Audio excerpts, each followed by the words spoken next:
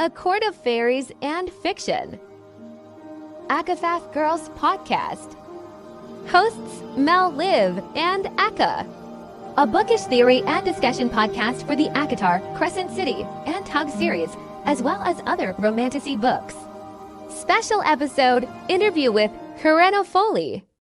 Warning. Before we begin, please lower your volume. Mel's mic broke just prior to this interview, and her backup one was sadly extremely loud and unreliable. We all got professional mics after this technical issue. Thank you for bearing with us. Hello, hello, hello, gorgeous people. Guess who's with us today? Karenna Foley, also known as the lovely, awesome Seer ship princess. Run in graphic audio's ACOTAR, and we have been so thrilled for this interview for so long. Obviously, we're very excited to have you on the podcast. Can you tell us a little bit about how you got into voice acting and how you were the lucky contender to get casted as Elain? Yeah, so I've done theater like forever. I wasn't a sports kid, I was a theater kid. I think my parents put me in soccer when I was like 3, and I just picked flowers on the field the whole time. So foreshadowing perhaps, but we'll see. I love it.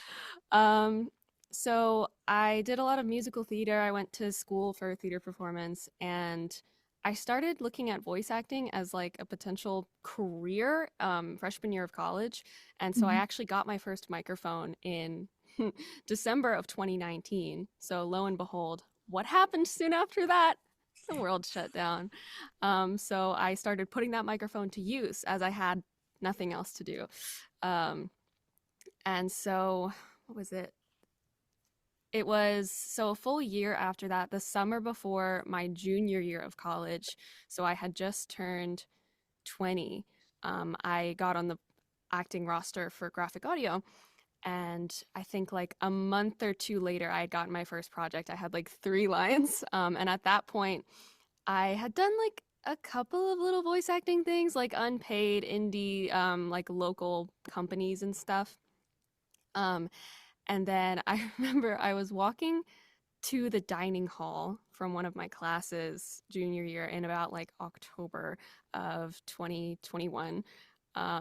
I think I was actually in musical rehearsals for Little Women at the time, and I got this email from Graphic Audio that said audition request for high profile fantasy series, and I was like, okay, what is this? Because typically with a lot of the graphic audio books, they just kind of tell you what character you're playing. Like you don't audition. I'm sure they told you that already. Yeah. But for this one, and especially since it was my second email from them ever, I was kind of confused. And so I started scrolling and I saw ACOTAR and I was like, oh, no, this can't be real. No. Because in high school, I was a Throne of Glass girly. Like I love those books. It's been a while since I've read them, but I hadn't read ACOTAR at all actually before getting this. But I saw in the email, it said like, the author heard your voice on the roster submissions and wanted you to audition for Elain. And so I just kind of like blacked out. I was like, my God. Miss Sarah, listen to me. So yeah, that was crazy. I got lunch far too late because I was on the phone with my mom going, guess what? And then, I don't know, we scheduled my audition for like a couple days later. It wasn't like live with Sarah or anything. We just kind of like recorded the lines and sent them off. And then like a week later or so, I got out of class and saw that I had gotten it. And it was one of the best days of my life. Oh my God. I love that. Well, yeah, that's how it went. God. That's like so awesome, honestly. Like especially when you said like, oh, Sarah saw my voice on the roster, like that's phenomenal. Yeah, and it was like I said, I had done a couple things before, but I consider Elain to be like my professional baby. Like she's the first one that I really did for anything major. I don't know. She holds such a special place in my heart. Is though last time Sarah like I know technically when she started the series, she was kind of like, oh, the sisters are going to be like the cardboard cutouts of like The the stepsisters, yeah. whatever. And then she was like, when they came back, like in ACOMAF, she was like, I definitely knew they were going to have their own arcs. And so, like, we've kind of seen most of Nesta's, so we're so excited for Elaine's. You and me both. Just the next. Like, go ahead.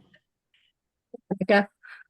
I was just gonna say, I think it's so cool. I love hearing your story that you were like in between classes, like that you accomplished this so young. Because I could just see you being on like a university campus or wherever, and just like looking at that's like the neatest thing. You're so young, and like I love that. Yeah. Good for you. Thank you. You are living the dream. Yeah. Very much encompass Elaine. I was shocked. I love it. I love it. But I was like, she is Elaine, okay? Like, this is crazy. I wore my flower necklace for Elaine and my little moon necklace for Feyre. So Yeah. It's like, I don't know if you could see it. it's like that picture where you're like in the field with like the bubbles or whatever. And I was like, yeah. it's just like, so Elaine coded it. So that's what I used for like the announcement. I saw that. That made me laugh because that was just a picture I took in my friend's backyard during COVID. She was working on photography. She has a photography business now, but she was just like working on like camera stuff, and I was like, I'm gonna play with some bubbles. I love it. It's very Elaine. It's a great picture of you. We love it. So Glad it's useful. Like rituals or any like superstitions that you have before you record?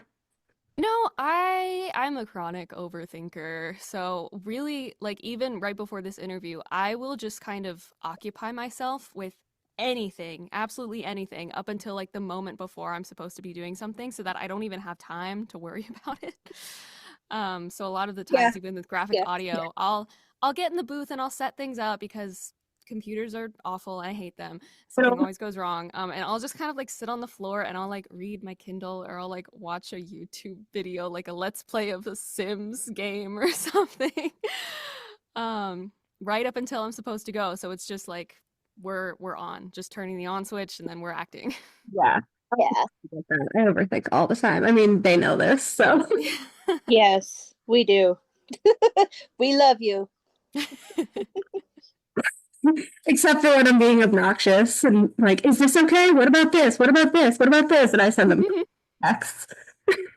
We all have those moments. Oh yeah, we do. Have you met or made friends with any of the other ACOTAR voice actors? I've talked via social media to Melody and Natalie a little bit, but not really. I'm really bad at talking to people online, so I feel awkward doing that. But I definitely I follow all of them. I celebrate all of their accomplishments. They're such cool people. So it was very like when we decided that we wanted to interview everyone, we were like, how do we even approach this? This is so awkward. They're so sweet. Yeah, it's very easy. It's like, how does this work? This is weird. It's gotten a little better each time. So yeah, I would agree. Yeah, it's just kind of worrying about I don't know, the reaction, I guess. Yeah, 100%.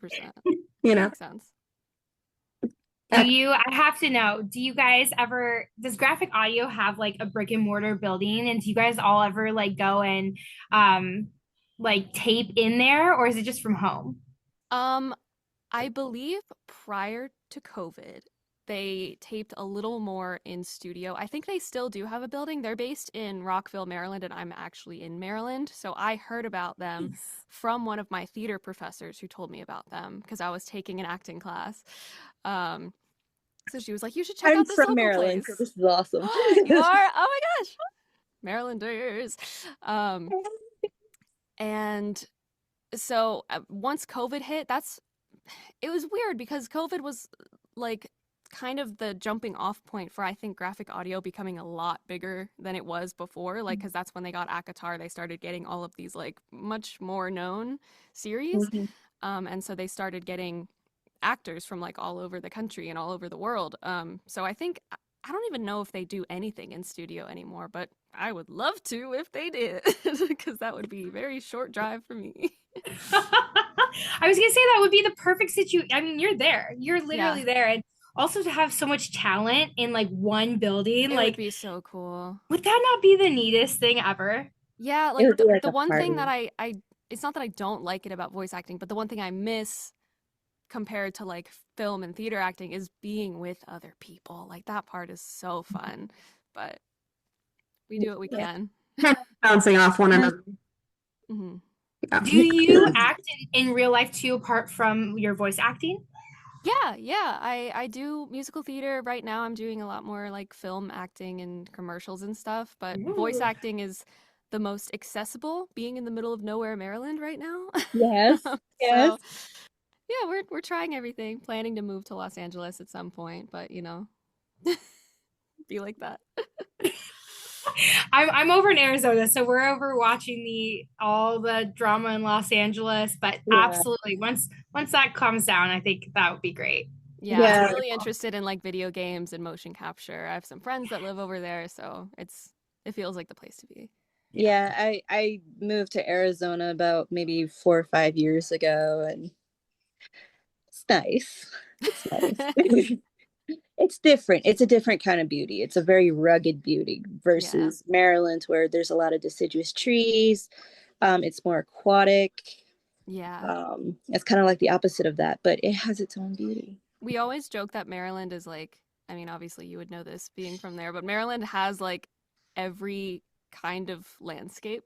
Like got the mountains, Yes. got the beaches, got the cities, got the middle of nowhere cows and corn, and like it just got everything. You even have tons of different accents in Maryland. It's Oh wild. gosh, yeah. Yeah.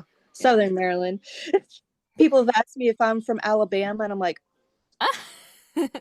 ma'am, what? Yeah, I'm closer to Ocean City, so I get the O thing a lot. Mhm. Yeah. Yeah. If you had to pick one, what would your favorite ACOTAR book be in terms of just reading it and in terms of voice acting? And I love Wings and Ruin because I loved getting to stab the king. Um, that was so much fun. And I feel like that's the first book where we really see the dimensions of both Elaine and Nesta. Yeah.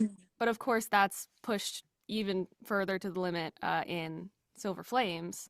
But I don't know. There's something about Wings and Ruin that I just yeah. really like. I feel like it's more fun because it was more action based, Yeah. Mm. doing more rather than just kind of being like the background people. Like everyone was involved. Yeah, it was so fun. So fun to record too, because it feels like you're recording a video game. So it's like, like doing all of the efforts and stuff. Yeah, Elaine stabbing the king was probably like the first like real shocker. Yeah. Oh yeah. I was rooting for her. I'm like, yes, there's that fire. Oh yeah. She cares about her family. She really Oh, does. oh yeah. Going off of that, was that your favorite quote from Elaine so far? Or do you have a favorite quote from Elaine? I think that is the "Don't you touch my sister." That is, I love it so much. I also love the, oh God, I'm gonna get it wrong. It's been years since I recorded these. But I think the world needs more flowers, or is it more gardens, more flowers? And then, Yeah. oh God, when she's mad at Nesta and she's like, oh, you probably know the quote better than I do. When she's like, you cannot something for wanting a life that is Yeah. I think you know which one I'm talking about. What do you want me to do? Just tend to my little gardens forever? Yes. Yeah. Anything? That whole scene, but "Don't you touch my sister" is at the top. I love that.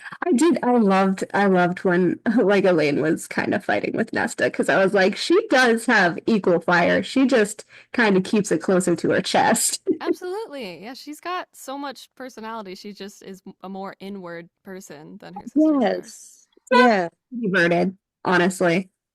When she's in her element. Are there any powers that you suspect Elain has that we haven't seen yet? I don't know. I feel like we know so little about what is going on with Elaine. Sure. So I mean, I'm sure there is, but I like to think more of the, I don't know, not like a magical power, but more of a, like the power of her as a person. I feel like Yeah. she's just constantly overlooked. Yeah. So I feel like it's more her personality power that I'm focusing on than like whatever is going on with the like Whatever's going on, fear honestly. stuff. Yeah. Yeah. Yeah, I think time will tell, and I think she has a lot more going on than what meets the eye, and I'm so hoping that we get her point of view because it's got to be interesting. Has to be. Like, come on, Sarah. Let's have Elaine's book next. Come on. Yeah, You yeah, think her book please. could be next? I hope so. I mean, in my opinion, it would Oh, make sense Mhm. with the like, trajectory of what the other right. books have been. I know some people have been saying it's going to be Asriel's book. I don't know. But I But know nothing. I know absolutely nothing. Um, but God, I hope so. I want to revisit Elaine so bad. Yeah. I do too. I want my flower princess Yeah. already. Like she's so smart and so strong, and like I feel like people just get her wrong, like even her sisters. Yeah, like you can be feminine and be strong. You can be kind and be strong. Like she did so much of the heavy lifting for her family Mhm. in the early days, and I mean still now, Yeah.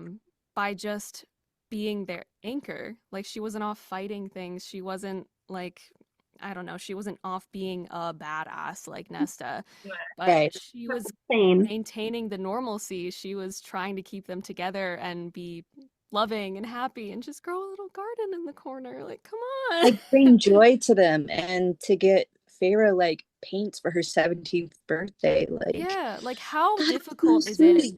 to be a good person when the rest of the world isn't? Yeah, Like that is one of the hardest things. And she does that constantly. And I that's just love so Love that. I we kind of talked about Elaine when Sarah put like a which ACOTAR person is your mate like quiz on her website. And like one of the questions was like, oh, what power would you want to have? And so there was a lot of powers listed there that we have not seen yet, which I thought was interesting. So I was like, is this a clue? And ooh. so Oh yeah. so with Elaine, we've talked about, could it be like empathy or astral projection or invisibility? And I think any of those three would kind of go with her character as well. Yeah, Control of nature. Yeah. I enjoy the theories that spring from the Elaine stepped out of a shadow and, did the. I really like that. Yeah. But again, I just don't feel like we have enough information. And I feel like personally, it Mhm. would be a stronger character choice if her kindness and empathy and like gentleness with plants was just her Yeah. and not like a Yeah. power because that feels stronger to me than like having some Yes. like godly presence that makes you a better person, you know? Yeah. Like in my mind she's choosing to be like this, which makes it even stronger. Yeah. It's funny. I actually love how you said that because I always think of like, oh, she'll have some crazy nature flower powers and like can control plants and stuff. But you said that really beautifully in a way that like, hey, this is just Elaine's like passion and hobby, and not everything has to be so in your face and like it has to be a power. Like people can just be quietly, joyful and unique and different. So I love how you brought that up. That was really Yeah, great. and like I would love Elaine to have like wild things going on. I mean, she already does, clearly. But I resonate with her so strongly because she's like a quiet warrior all the time and she's not Yeah. trying to run to the front lines, but she's making such an impact regardless. I love that. Me too. I too. Thinking back, I'm gonna ask a question. Thinking back on her time in the cottage, I don't know if you how much you've seen, but she kind of gets, she gets some flack because Pharaoh was out hunting and Nesta was being Nesta, and everyone's like, why wasn't Elaine doing more around the cottage? And so, Yeah. what It do you was, though. what do you think about that? I think it's hilarious when people are like, why didn't she grow food for them? um, I feel like if we were really to do a deep dive, we don't know what the soil conditions were of the place that they lived. We don't know what their Right. access to seeds were. But I kind of mentioned it before. I feel like she was the grounding rock of the family. I mean, she was the one that was maintaining the normalcy of being cared for and taking care of others. Um, I mean, I feel like a lot of people in times of stress, there are those that all they want to do is care for something. They want to nurture what they can and control what they can. And I feel like she was probably that person to the whole family, but also in turn being as empathetic and just sweet as she was, gave them the comfort of just having this stability in their lives, you know? Well, especially since Mama Archeron was kind of cold and calculated towards them all. And Elaine is like, no, I'm going to be mommy now. So, Mm. Sarah for not getting the vegetable seeds because she didn't know how to read. She probably just saw like a pretty seed packet. Like, I would like this. Yeah, like, But it was. listen, they were trying their best. Like, she was trying to be happy, you know. yeah, People get so mad. I know. Do you think, because Papa Archeron wrote, like, carved weird marks into the cottage, do you think that Elaine may have had access, even if just foraging like cutlings? Do you think that there were any poisonous or protective plants to protect them from fairies in her garden? Like, that she consciously knew about and planted there? Yeah. Maybe. I feel like she was in the dark as much as anyone was in terms of like the magicalness of their world. I my heart wants to say no, that she was really just using the flowers as a way to stay alive, Cope. to Yeah. cope, to have something to look forward to care for. But that is a fun thing to think about, and yeah, like what the possibilities were. Maybe she did know. Oh God. I kind of think of it like when we were in lockdown. When we were in lockdown for COVID, and people were doing things like making sourdough bread and reading and doing all kinds of stuff just to stay sane. Thinking back on it, I think that's kind of what Elaine was doing, Yeah. just trying to find some sanity in all the chaos. Yeah, and I mean, anyone that like deals with plants knows flowers are hard to take care of. Like, they're not just like You have to baby them. you really have to work to like help them bloom. And like I said, we don't know what kind of like climate they were dealing with or whatever in terms of the flowers, but I'm sure she had to like work her butt off to make sure that they stayed alive. So, Yeah. All right. Should I ask the one that's gonna utterly crush us if the answer isn't what we oh no. Which one? what's your favorite ship with Elaine? Oh, that one. Okay, well, prefacing with I want Elaine to be in charge of her own life. And I feel like we haven't gotten to a place yet where she can make that decision or wants to make that decision. However, personally, I like Lucian. Gosh, you just made me so happy. I just feel like in my heart, they're a better fit. Yes. Yes, they are equals. Yeah, I love Azriel. I love all of the moody sun and moon and dark and light stuff with them. I think it's very fun. And it was very fun for me to record the little dinner scene where she asked about the wings and she's like, "Can you truly fly?" Like, that was so, like, that felt so sweet. But when it comes to like actual being partners, I just feel like Lucian is more. Oh my God. Again, I don't know anything. I don't know anything. No, that makes us very happy because we feel the same way. Yeah. Everyone's clear. She has no information. I know nothing. Nothing. She knows nothing. We love that because we all love Lucian, and like really, I feel like they're more compatible. But we love Azriel. We honestly do, and I love what you said, and that's my favorite interaction between Az and Elain at the dinner table. And he's like, we come from people where what is it, like listen to the song of the air or something. I don't know how he said it, and I was like, oh, that was really sweet. Thank you. It was that. Yeah. But tell me why do you think Lucian and Elain, like what are their little traits that you think would go really well? I mean, you said before, I think they feel more like equals. Yeah. It put me off a little bit when Azriel was like, oh, but they're three sisters, and why can't they get the three? Like, that just feels so weird. That feels wrong. I'm sorry. It just, I don't like that. Entitled. Yeah, it feels entitled. It feels manipulative. I don't know.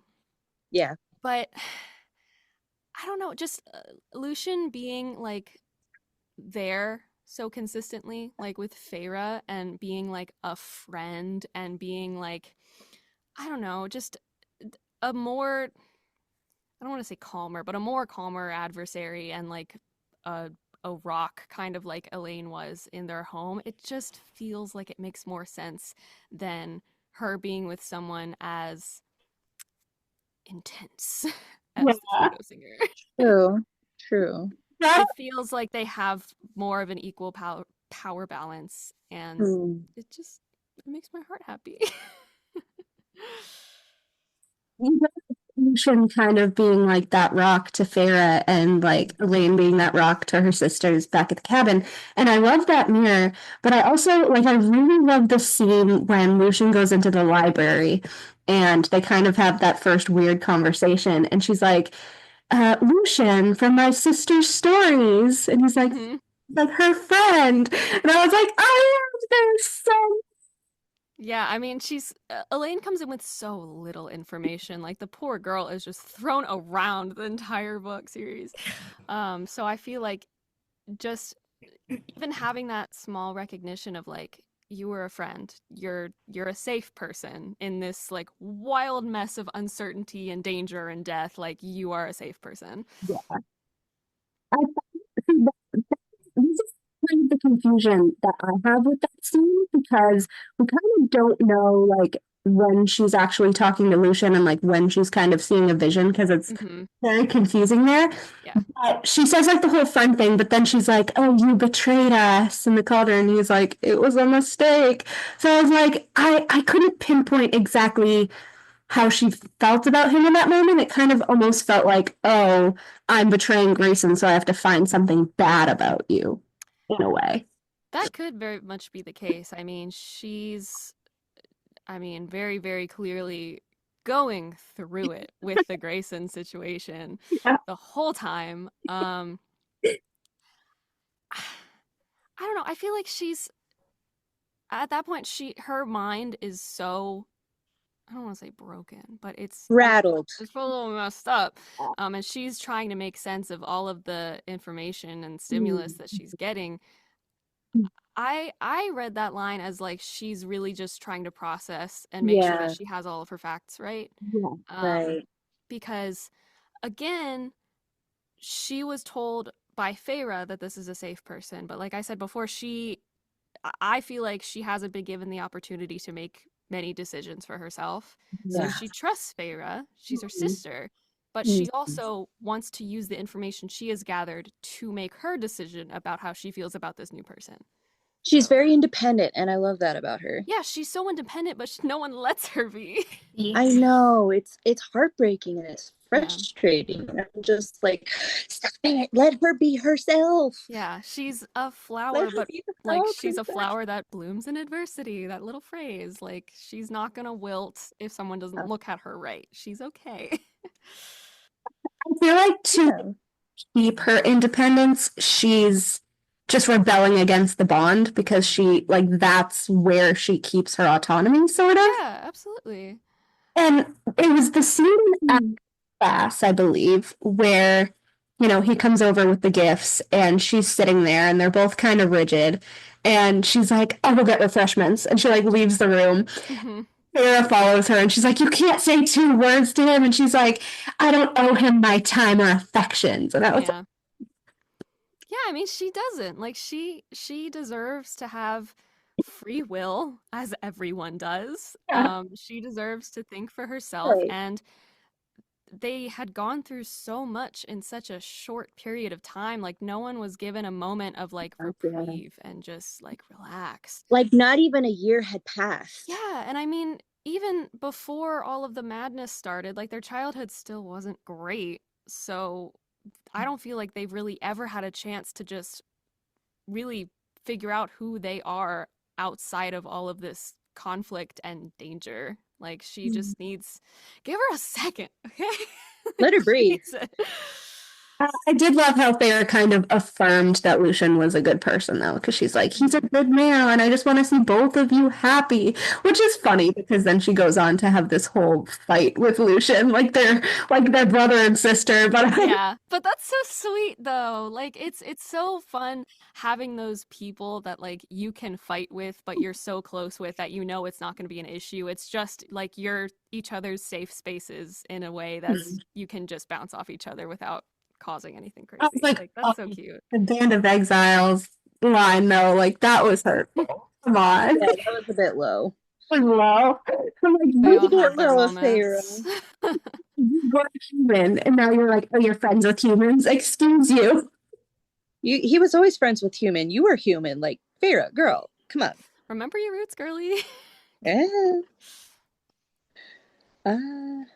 So let me ask you this, because I always read Elaine, right? And it's like the gift scenes, and I don't know why they just every time I read her, I'm like, Elaine, what are you doing? Because she's gifting Asriel these like really thoughtful, intricate gifts, and then Lucian never gets a gift from Elaine. I know. From anyone. So sad. And I'm like, okay, so like tell me when you're recording these lines, like what are you thinking? Are you like, Elaine, you are just so ridiculous? Or are you like, I get it, girl. Like you don't have to gift him anything. I mean, I get it. It's like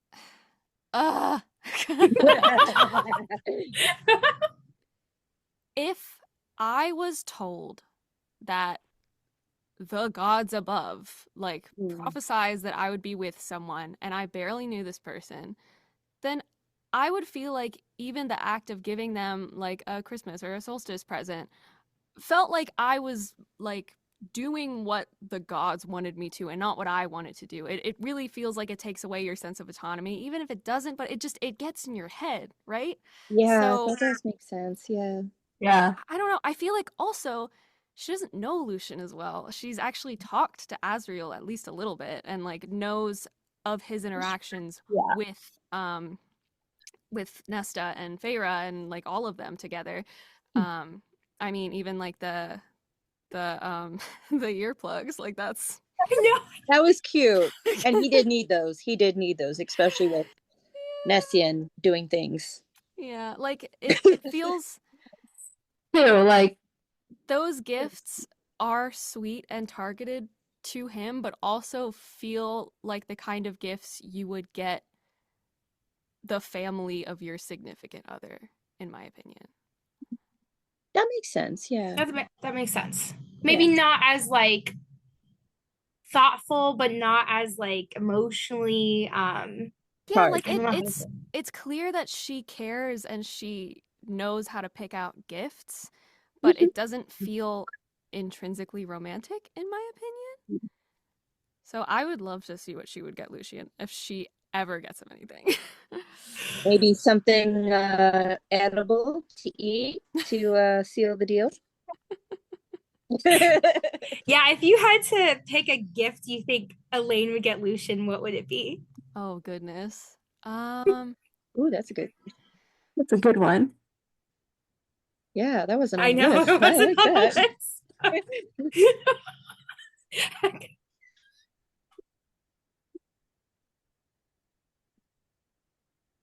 I want to go with a kind of flower because I feel like there was a question you had later about like what's it called? Love languages. That's what they're called. Yes. And I think skipping to that just for a second, I think hers is definitely like quality time, but I think gift giving kind of goes with that. The gift, I feel like maybe her father's favorite flower because of the time that Lucian spent with him at sea, because she knows that as like a kind of like acknowledgement and thank you kind of gift. That's gonna make me cry. I love that. Was like the perfect answer. You literally brought little tears to my eyes. I love that. What do you think? Okay, real quick, because tangent. What do you think the stories were about? Do you think that they talked about Elain? Like, that is like one of the big. Oh my God. I think that if it were Asriel, he would have talked about Elain. I don't think that Lucian. I don't feel like he did. And if he did, it was either very short or very like talking around the question kind of thing. Yeah, I'd imagine that they like. It's really sweet for me to imagine them just having like a normal day at sea. Like maybe a little awkward. They're just getting to know each other. Papa Archeron's probably like sharing some little stories. Lucian's probably talking about Feyre because that's a safer topic than Elain is. That's true. Yeah. But I feel like he probably just listened to like whatever stories that their father had to share. I don't imagine him like taking charge that much because that's such an awkward position to be in, you know? Yeah, that's true. Little kind of crack theory, I guess you could call it, where like maybe the only thing Lucian asked Papa Archeron in terms of Elain is like, oh, like if she accepts me, do I have your blessing? Because I think that would be really cute for Elain to know. That would be really, really cute. I like that. But do we know if Papa A knew that Lucian and Elain were mates? I just thought that. I don't think. But Feyre had mates. He wouldn't have said that to him. There's no way. That's way too much. That's true. Yeah. Yeah, that would be awkward. Hey, I made it to your daughter. Throws him off the boat. Like, he's gone. Interesting. I love that. I don't know. I just feel like it's really significant that the only like mate of his daughters that he ever met was Lucian. I love that so much. Yeah. Also, since we're on that topic, ACOTAR, I think. So before Lucian steps away to go fetch Papa Archeron and the battleships, Elain tries to stop Lucian and she's like, wait, Lucian, and he doesn't hear her. What do you think she wanted to tell him? Because that is the number one thing that I've just been like fussing over in my head over and over. Like, what did she want to tell him? I remember going over that when I got the script for that portion of the recording session. I mean, it could be so many things. My instinct wants to say she wanted to thank him for what he was doing. Another part of me wants her to say she wanted to go with him to like again have some agency, see her father because she loves him. But I feel like everything she wanted to say was held back by the feeling that there was a greater force making her do something rather than her wanting to do something herself. I don't feel like Elain is ever scared. I think the things that she does is because she's trying to make decisions for herself. Like I don't think she hesitates as much as she is calculated with exactly what she's saying and doing, because she knows very well how she is perceived by everyone, and she wants to make sure that she still understands like what people think of her and how she comes across. I think sorry. I just had a little comment, kind of really quickly going back to the gifts thing. But do you think that Elain kind of still has Lucian's jacket from the cauldron. She You're right. wakes up like smell to like calm herself down because I feel like the mate thing and like the scents are like a huge thing. She never gave it back to him.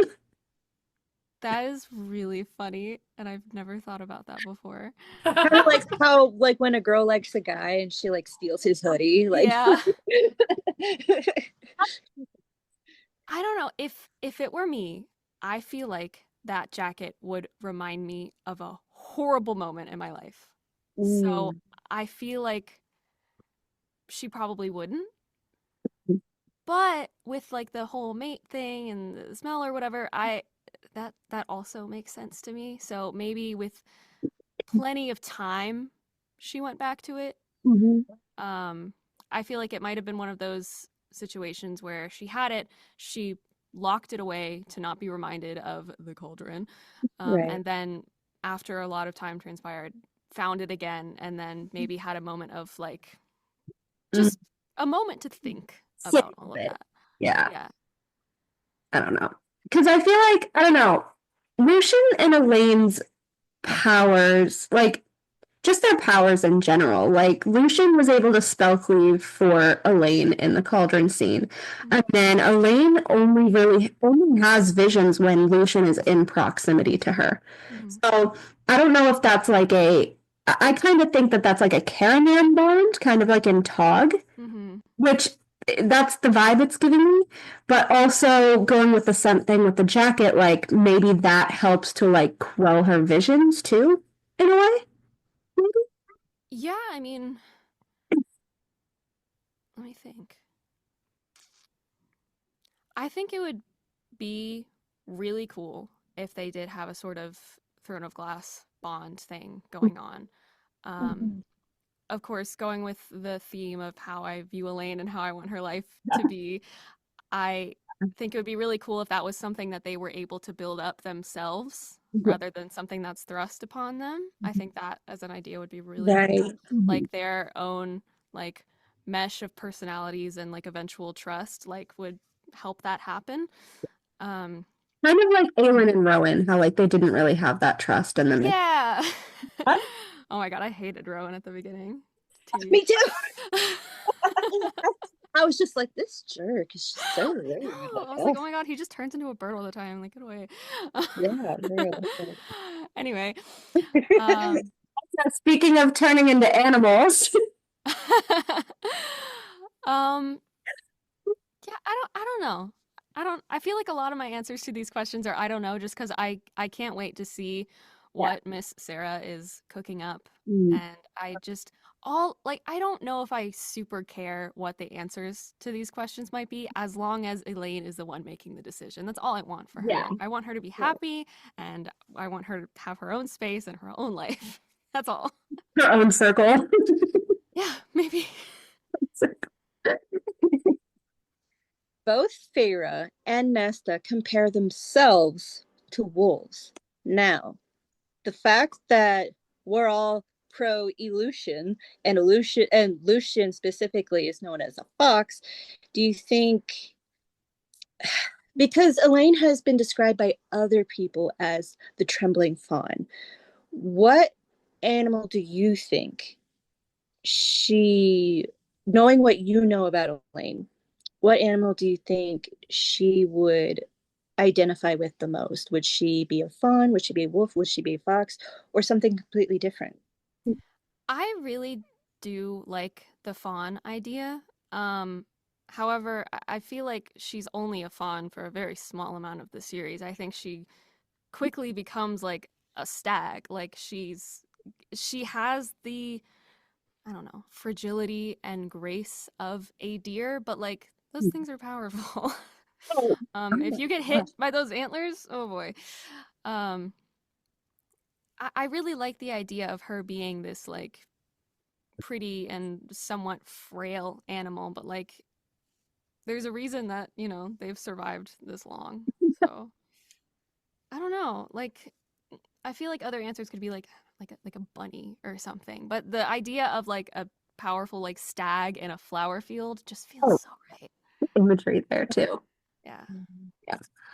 Do you think Elain might have some sort of like shape-shifting power? Because she asks Amryn a lot of questions about that. Like, you can't go back to being human. And she's like, for your future. And she's like, and Elain was like kind of annoyed that she understood that. Yeah, I remember that. I interpreted that as not that she wanted her normal life back, but she wanted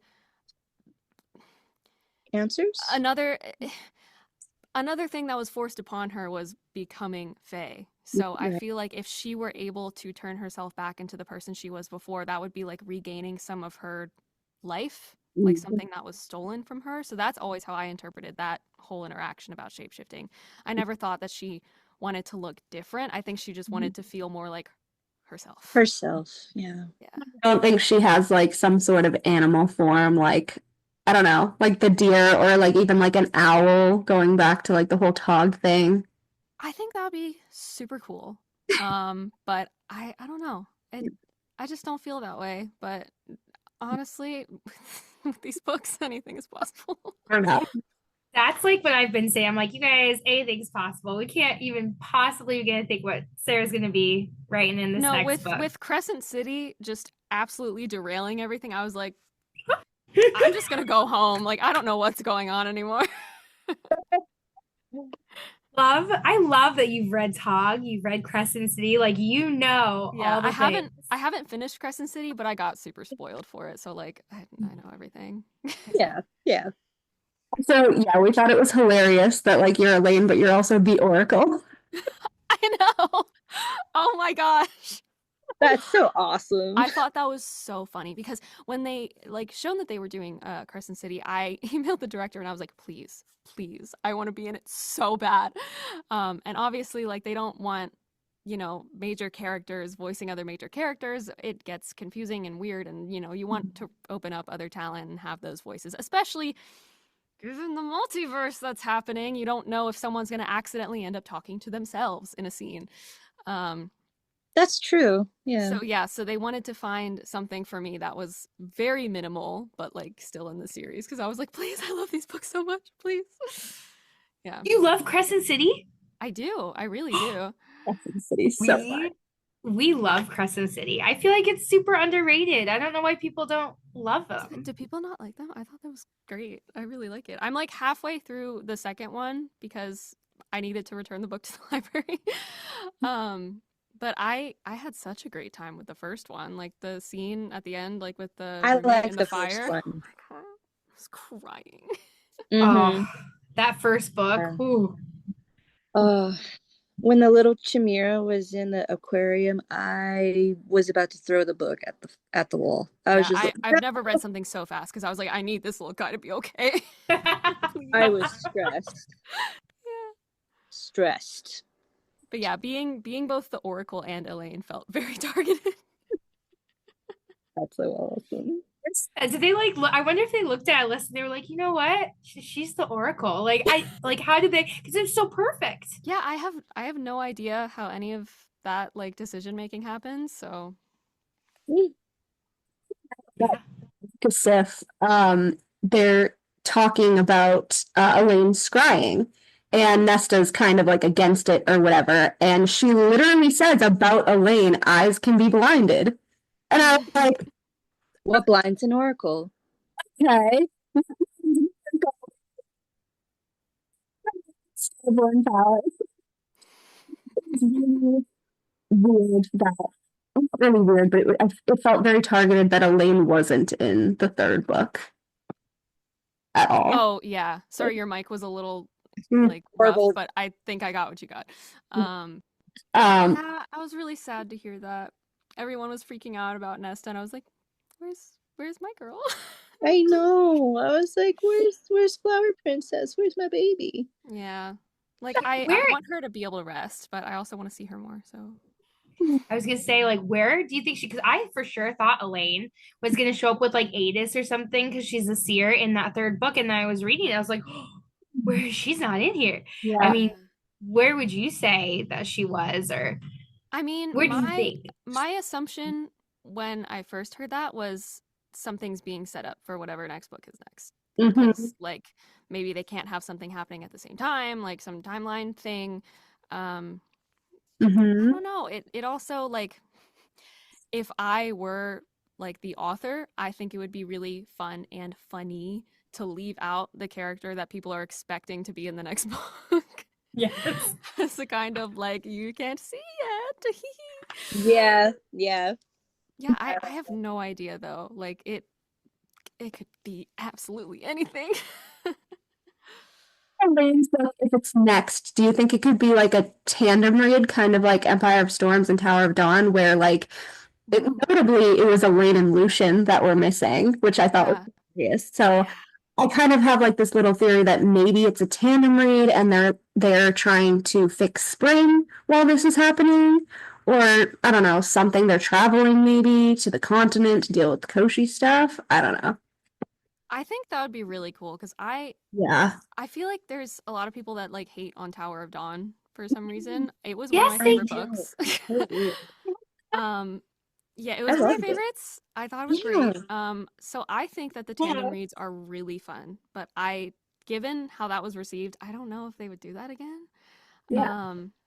But I think it would be so super fun and interesting for Elaine and Lucian to go on their own little adventure and like learn things about like the powers and like fixing things. Like just have like their own little quest line while everyone's off doing whatever is happening. I want that so much. I want it so much. Yeah.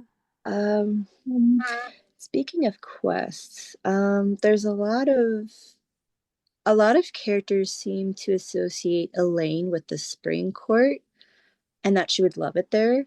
Mm. Um, I would imagine she would, but there's something specific. And that is, I think it was Akasif, when it was one of them, where Elaine was supposedly picking flowers or helping an elderly fairy with the rose garden and not using the gloves that Lucian gave her for solstice one year. And I think it's from Cassian's POV. So where Farah wasn't convinced that Elaine was telling the truth, and Cassian wasn't convinced she was telling the truth. If she was not, what do you think would have actually been happening? Because again, like Elaine wants her autonomy. She knows that other people have judgments about her, but she is very secretive. She wants to have, you know, I do what I want to do. I do what I am able to do to help, but you're gonna get it wrong anyway, so I'm just gonna Mm-hmm. what do you what do you think where do you think she was actually going? Which elderly fae or other fae do you think she was helping Tamlin rebuild? I don't feel like she would have been like doing something as extreme as going behind their backs to help Tamlin. That just feels like a lot for her. I'm not sure if she was lying or not. I know in terms of the gloves, I have very strong opinions about not using the gloves because like that's her work. She likes doing it herself with her hands and she's not afraid to like get cut or every now and then. Like I feel like them giving her the gloves like further solidified the belief that she's this like glass doll that must be protected at all times, where she's like, this is the one thing that's like my own and my safe place is like tending to these gardens, and now you're saying that that's too rough for me. Like that's ridiculous. So I thought that the gloves were a really cute gift, but I understand why she doesn't use them. Yeah. So you don't see her like getting or like allowing her hands to get all cut up. Do you see that as just her kind of rebelling against them, like coddling her, or do you Yeah. more of as like, okay, maybe she's still depressed. That's her way of self-harm, whereas Nesta's was like the drinking and everything? I don't know. I don't know if I'd push it to the self-harm route or not. Like maybe I feel like Elaine is so much more internal. Like I feel like if there was harm she would do to herself, it would be mentally. Mm. Like the way that she's talking to herself, the way that she's what's the word I'm looking for? The way that she's interpreting things around her. I feel like that would cause more harm. I think that tending to the flowers without gloves is an act of rebellion, if anything. It's her way of controlling everything, and if she had gloves on, then that feels like there's someone else controlling how she's doing this. That's true. That's true. I also I love that Lucian has healing magic too, because I feel like that's also really telling. It feels right. It just does. Mel, do you want to ask her about the ring? I do. Realized the other day, I've read these books a dozen times for the books and stuff. So He really does mean a dozen times. She's read them like 14 times. I'm sure. Because we have to be thorough. So I realized that when Elain went in the cauldron, she was wearing her engagement ring from Grayson. And so because the cauldron made her, right, do we think that that ring is also a made object now? And if so, what could it do? Like, is it like the mask in Spring that she can't take off? Or is it does it have some sort of, magical aid? Is that what the cauldron gifted her? That is so interesting. Like, you have so many things that I've just never thought of before. Oh gosh. But it's like still on in Akasif, like even when she's flirting with Azriel, like she won't take it off. Wouldn't it hurt her though? Like if it's made of like. So I'm like, can she just not take it off, or does it have some magical thing that she's, I don't know, siphoning off of? Yeah. Maybe, because personally, I feel like at this point she would have had the mental strength to take it off. I don't think that she's attached to that part of her life anymore. So that's an interesting little tidbit. I hope that gets brought up. That would be really interesting if there was something that everyone was just overlooking the entire time. Yeah. I know, right? I was like, is it stuck on her now? Because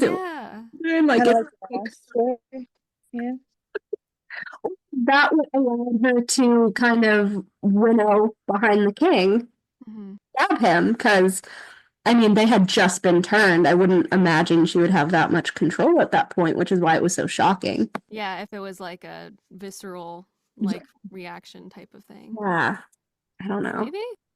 Maybe. Like even the cauldron in the scene where she kills the king is like it's like purring. Like I gave you a gift. Like what did you give her? The cauldron is so creepy. It is. It's very predatory, and it's just like. Yeah. I remember reading the like purring thing, and I was like, "Ew, get away from me!" Ew. So tell me why you think the cauldron. Now that we're on this thread, why A, is it so obsessed with Elain, and B, I want to talk about the evil Elain theory as well. But why you think the cauldron loves Elain first?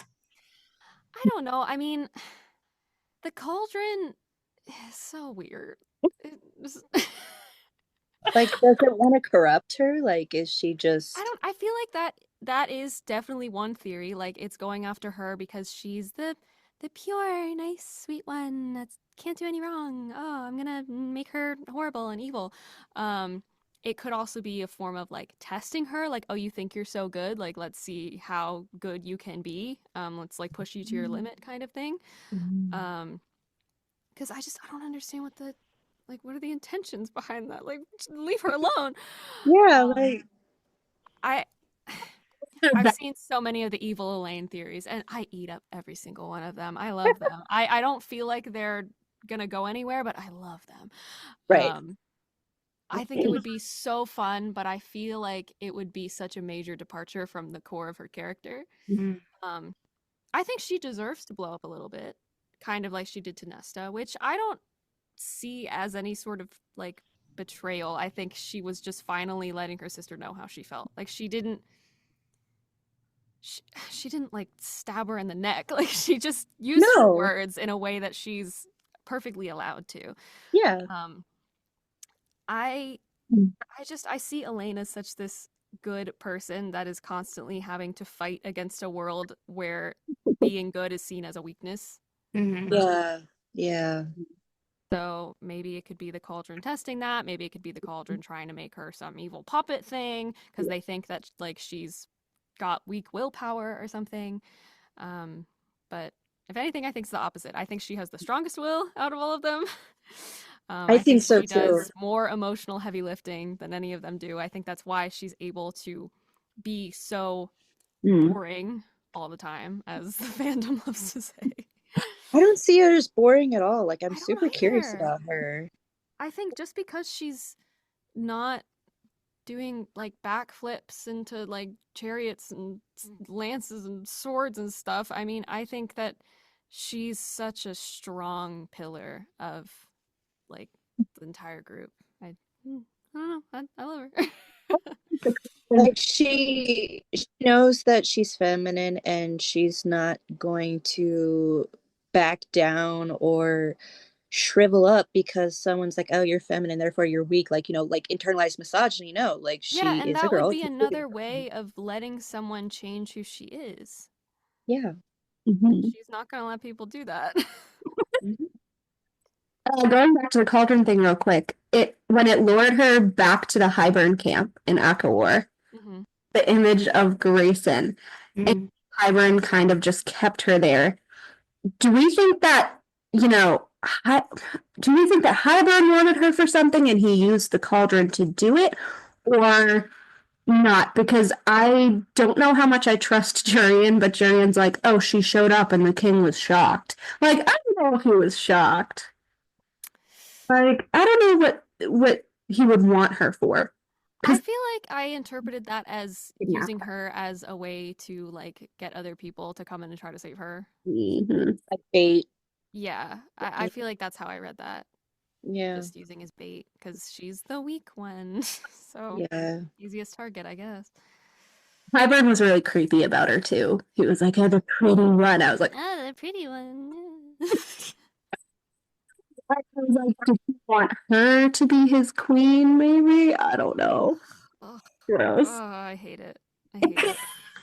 Speaking of creepy men, what are your thoughts on, I don't know if you've read any of the theories with Koshi and Elain and the Koshi Wars. I tried looking some stuff up about it last night, to be completely honest. I had to refresh my memory on a lot of stuff. Yeah. A lot of time has passed. I don't know. I think, like I keep saying, literally anything is possible at this point. Right. If there is something nefarious happening with her, like visions or dreams or powers, I don't think that she knows about it. And I feel like she has a good enough intuition to know if there was something off, if that makes sense. Yeah. She would trust herself. Yeah, I feel like she trusts herself enough to be cautious, but not talk about it to anyone until she knows it's definitely a problem. I feel like she's so quiet and to herself all the time. I think that probably stems from like the childhood of being the peacekeeper, that she's not going to bring any more strife to her friends and family unless she knows it is a dire, imminent issue. And I think this is probably an example of that. If there's something weird going on in the background, she's going to deal with it herself until something bad happens, maybe. We have this whole Koshi thing where, like, technically in mythology, like, he has to hide his soul in 3 different places, and that's why he's deathless or whatever. And so I did this theory board thing where it was like, okay, Papa Archeron made a weird deal with Koshi to get Vasa to help him in the war. And Elain is like kind of his favorite daughter, or the only one that talks to him, right? So I was like, is one of the thirds of Koshi's soul like somehow attached to Elain?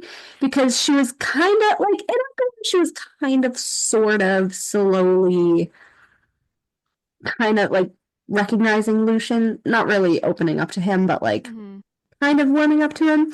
And then like Akasif, she just totally 180'd to like Azrael.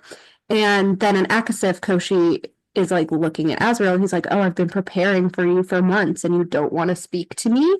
So I was like, Is Ooh. this like a Koji Elaine thing and she just doesn't know? Ooh, maybe. Like, Maybe. was the first vision in the library, going back to the library scene with Lucian, when she was looking out the window, she's like, I can see all the way to the sea, and Mm-hmm. turning the females into swans, and except for the queen is different. She's a firebird. So I was like, I don't know, just the way that her first like real vision was like of Koshi, and then she kind of 180s. I don't know. It scares me. Yeah, God, every single time I got the script and she had one of those like weird monologues about like what she's seeing, I would just stare at it and be like, what is she talking about? Like, what could this possibly be? Um, just, going through all of the theories and, I've seen also the theories about, oh gosh, connecting one of her visions to Sophie in Crescent City. I've seen that, and I really like that one, by the way. I, again, don't know if it's true, but I think it's really cool. Don't get me. The one where she's like, everyone thinks she's dead, but she isn't. Yeah, That one? yeah. You think You think that one's about Sophie? I didn't come up with that in my own brain. I've seen people talk about that, and I like it. Oh, no. personally think that that's Lauren, Rune's mom. We think that she's Rusan's sister. Ooh. There's a lot of We clues. have a lot of She views. is. There's a lot of clues that she is, but that would make sense, right? Because like literally everybody thinks she's dead, Mm-hmm. and she was kind of like depressed and weird. I don't know, but yeah, we basically kind of think it was Lauren, and she was talking about Reese's sister because it's weird that like the sister only gets brought up like once, I think, in CC3, where they're like, oh, she looks like Reese's sister. So I was like, there's something here. There's something brewing here with this. Yeah. Come on. It's For sure. funny. I never thought of that scene in relation to Sophie. That is the first time I have heard that theory, and I'm like all over that, like white on rice. So that's very interesting that you say that. Yeah, again, Huh. I haven't finished Crescent City. I know some spoilers, but I don't know like the fine details. But when I saw that, I was like, that's really cool. That's interesting. You have to let us know when you finish Crescent City. I want to hear your thoughts. If like thinking back to the scene, if you're like, I do think that was Sophie, or if you come up with something different. I'm curious to see Yeah, what you I think. like that. I haven't even thought of that. Sophie, but that's it. I mean, you guys, that could change a lot. Actually, that theory right there. Yeah, like I'm already like, ooh, I kind of want to rabbit hole into that. I do too. Karenna's like, oh no, what have I done? Sophie, like you guys know that I don't think anybody is dead ever, but like in terms of Sophie, like we saw her body. I'm gonna get buried under like I don't know. Maybe she's really not now. Okay, can I ask a question on one of Elaine's, what is it called? Like premonitions? So, you know how Elaine, and I just, for my own personal reason, Elaine was like, Cassian came into the room, right? And he had just like walked off dying. And and and he was like, oh, it's gonna take more than that to kill me. And Elaine's like, no, it's not. She just dropped that. Do you think that that has come to pass in ACOTAR, or do you think that's gonna lead to something else? Oh, goodness. No pressure. Oh, I mean, I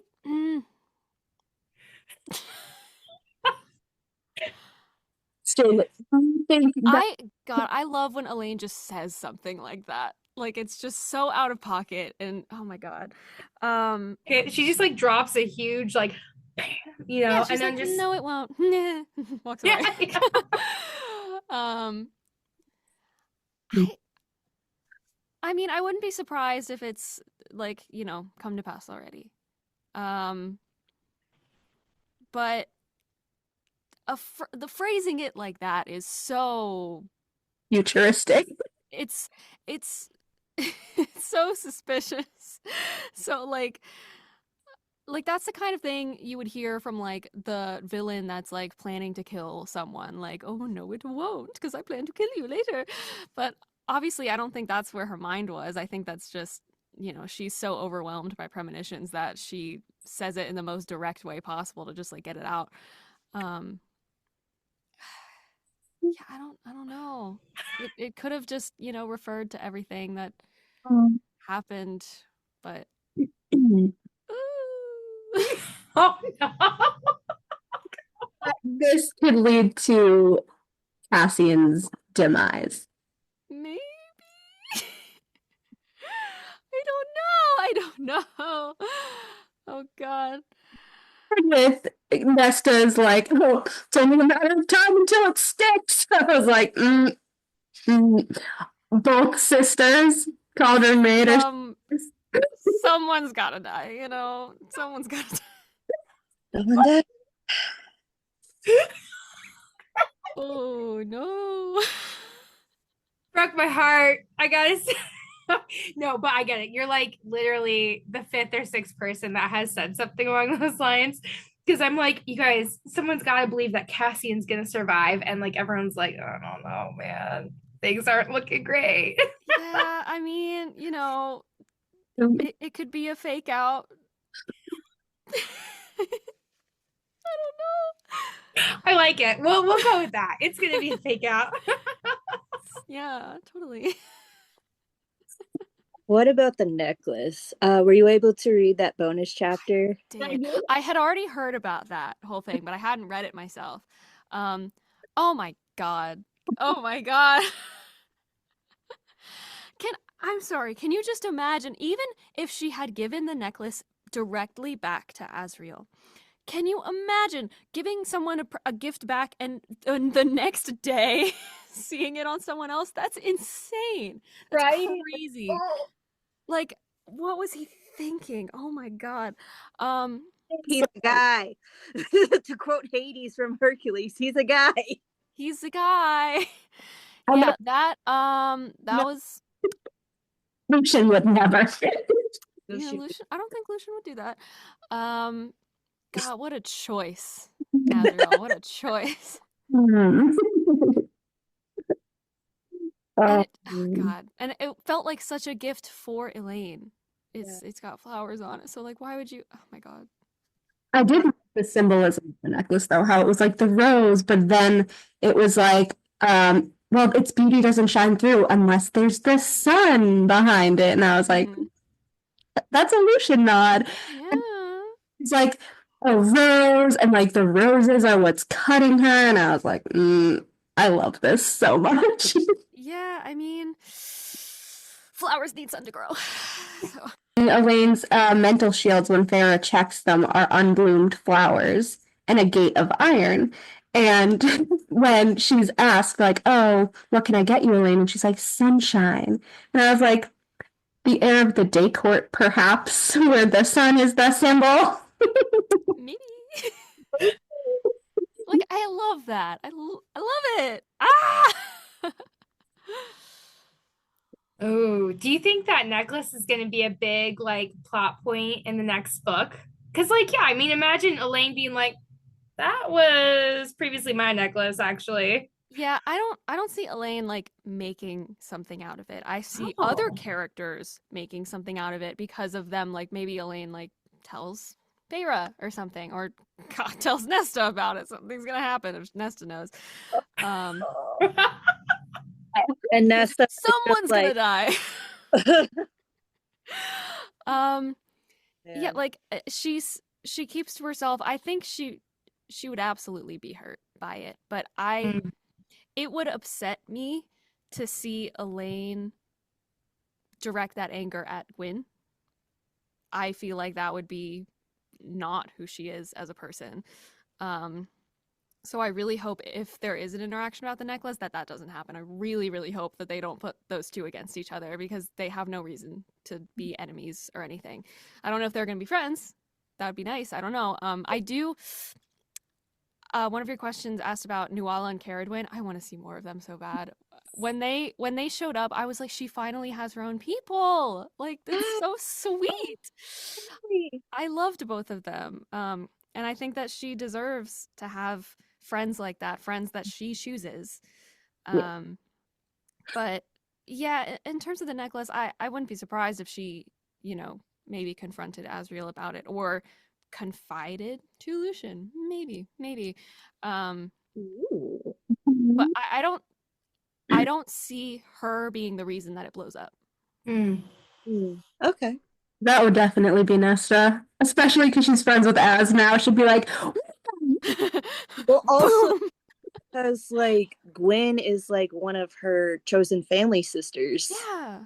and Elaine is her sister, and so like Nesta would be stuck in the middle, and it's like, what do I do? Yeah, no, absolutely. I think whatever would happen because of that would be a mess, but I think Elaine would try to like keep it low key as best as she could, but she also, she deserves to be upset. It's kind of a bad move for Asriel, so I've noticed a pattern. She's not allowed to be upset.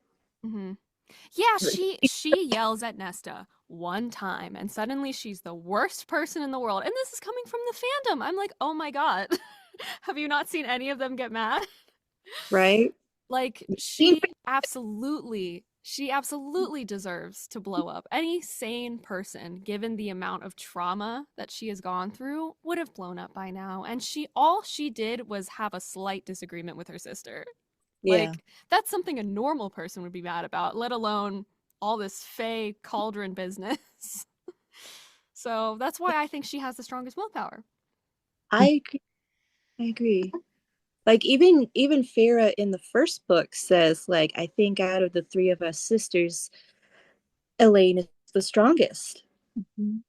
She has that quiet strength that me and Nesta don't have. And I'm like, Yeah. that's when I started falling in love with Elaine. She said Yeah. the hovel was hope. Yes. Hope in the hovel. Yes, we wanted to ask you about that too. In Court of Frost and Starlight, Elaine and Feyre go to the Rainbow. They see this artist who has two art pieces, Hope and Void. I can't remember which one Feyre gets. I think she gets Hope. She buys Hope because they've already experienced Void. And that's when she's like, let's have a baby. Dumb idea. Personal opinion, dumb idea. The Void one, because Elaine wanted it, and then she got it for Reese. Yeah, but like I remember she locked eyes on Hope. I know. Which is why I was like, that's a weird move, because like Elaine was interested in it, and then she was like, I'm gonna get this for Reese. And I was like, okay. Yeah. Like, I know we don't know that much about Elaine. But again, from what you know about Elaine, what do you think? What are some ideas or options to what may have gone through her head?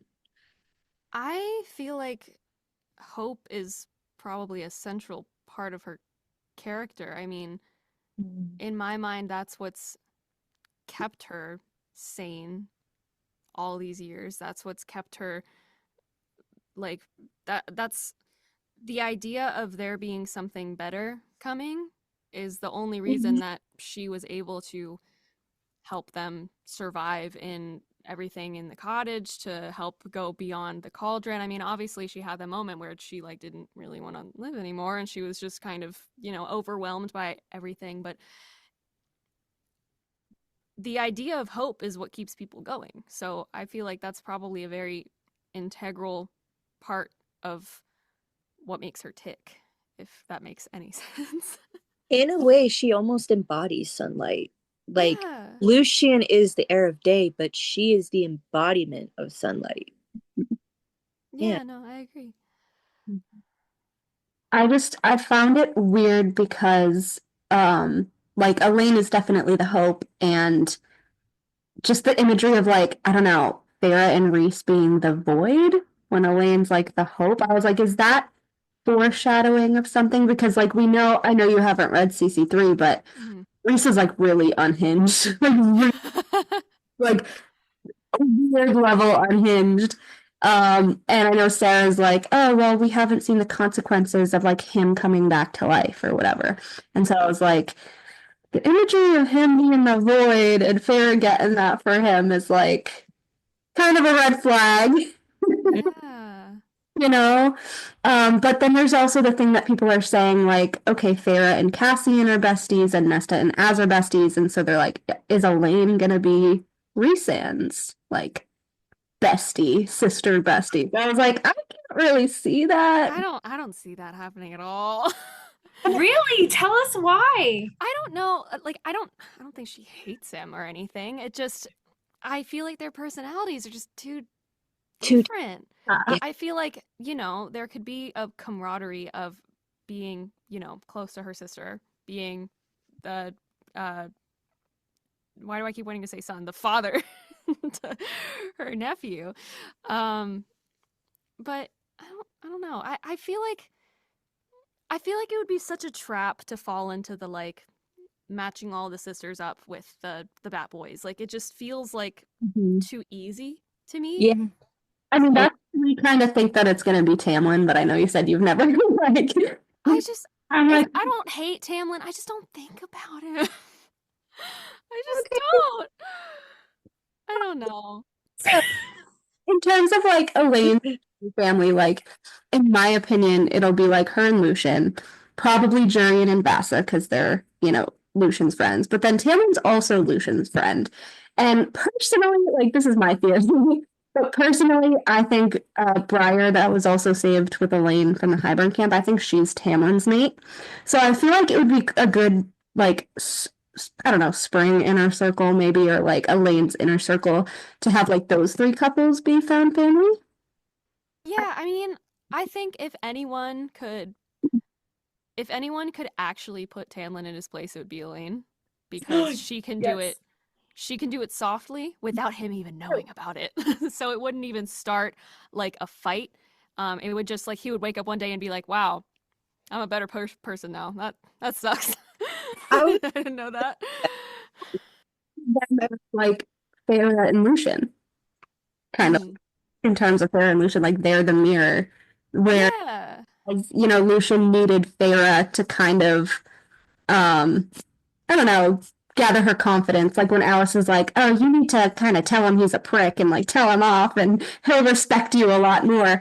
I feel like Tamlin kind of needs like the friend that will more coddle him, which is like a very not even coddle, but like I feel like Elaine is way smarter than people give her credit for, and I feel like she knows how to talk to people. She knows how to manipulate people. Not in like she doesn't want to do it in like an evil way, but I feel like she would be able to very easily read Tamlin, figure out why he is the way he is, and fix it by just having conversations with him and like making him slowly realize like what he's doing wrong or other ways to see things, rather than go like Nesta and just like punch him in the face or something, because that would just make him mad. Yeah, like killing him with kindness. Yeah, like making him listen to himself rather than trying to yell at him and make him hear something that he didn't say. Exactly. I don't know. I love that. Like, I love that, and I want that to happen. Yeah. But like when with the Farrah and Lucian thing, when Farrah's like, "Oh, you're such a prick," and she's like, "I should really be dead for that," and he's like, "That's so much better."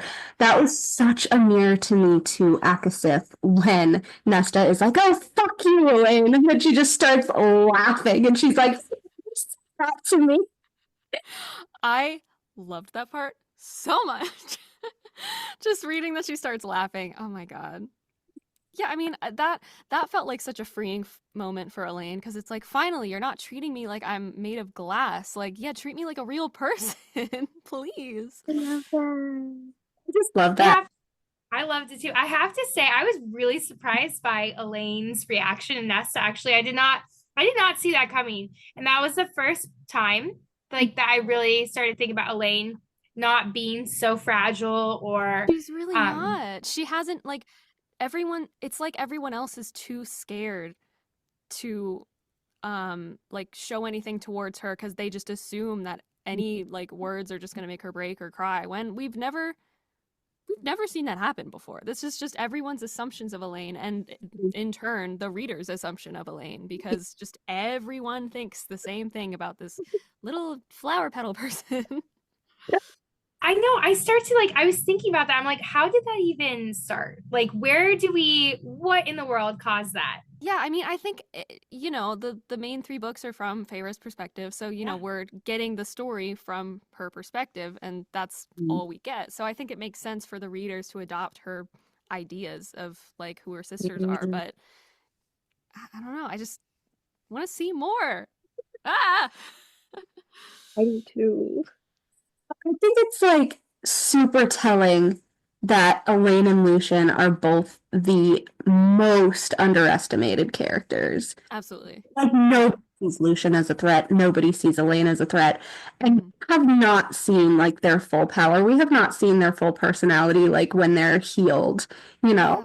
And I'm like, it was so smart of Sarah to kind of pivot and be like, oh, they would actually go better together than Nesta and Lucian. And like, I was very pleased when I realized this. So I'm like, just all of the mirrors between Lucian and Elain constantly, it just makes me so happy because I'm like, they're the best arc of all the mates so far, and I can't wait for it.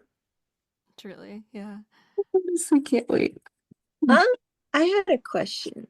Well, obviously we have a bunch of questions, but like something that kind of poked in my mind.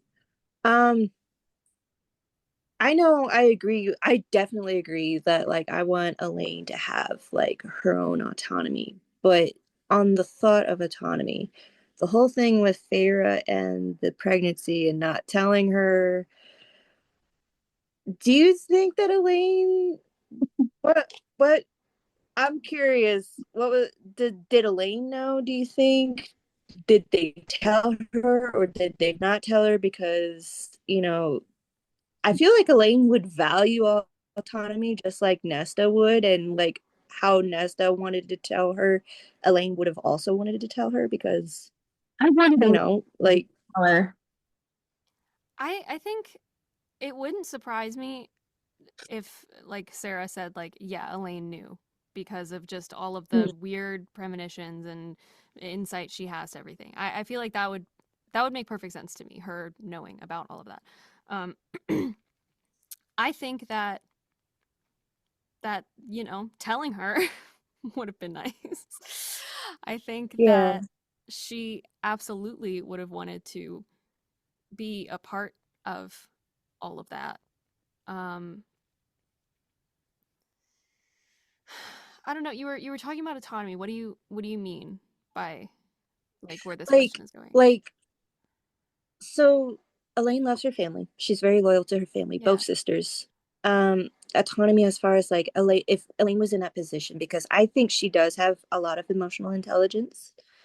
And I think that if she was in that position, she would want to know to at least make a decision. And for her to be loyal to her sisters and Feyre, like, trying to think of how to word it. Would she want to make sure that Feyre had a choice in what would happen with her autonomy? Oh, yeah, I think absolutely. Yeah. I again, like the pillars of her character: hope, autonomy, other words that I've said that my brain is just forgetting right now. Yeah. I think she wants that for herself. I think she wants that for everyone else too, and especially her family. It's I don't think everyone deserves to know what they're getting into, and with everything that's happened to them, I think the pregnancy and everything, I think she would think that's really important. Yeah, like I was kind of shocked by that. Like, that whole thing was weird to me. Yeah, maybe We she felt the same way.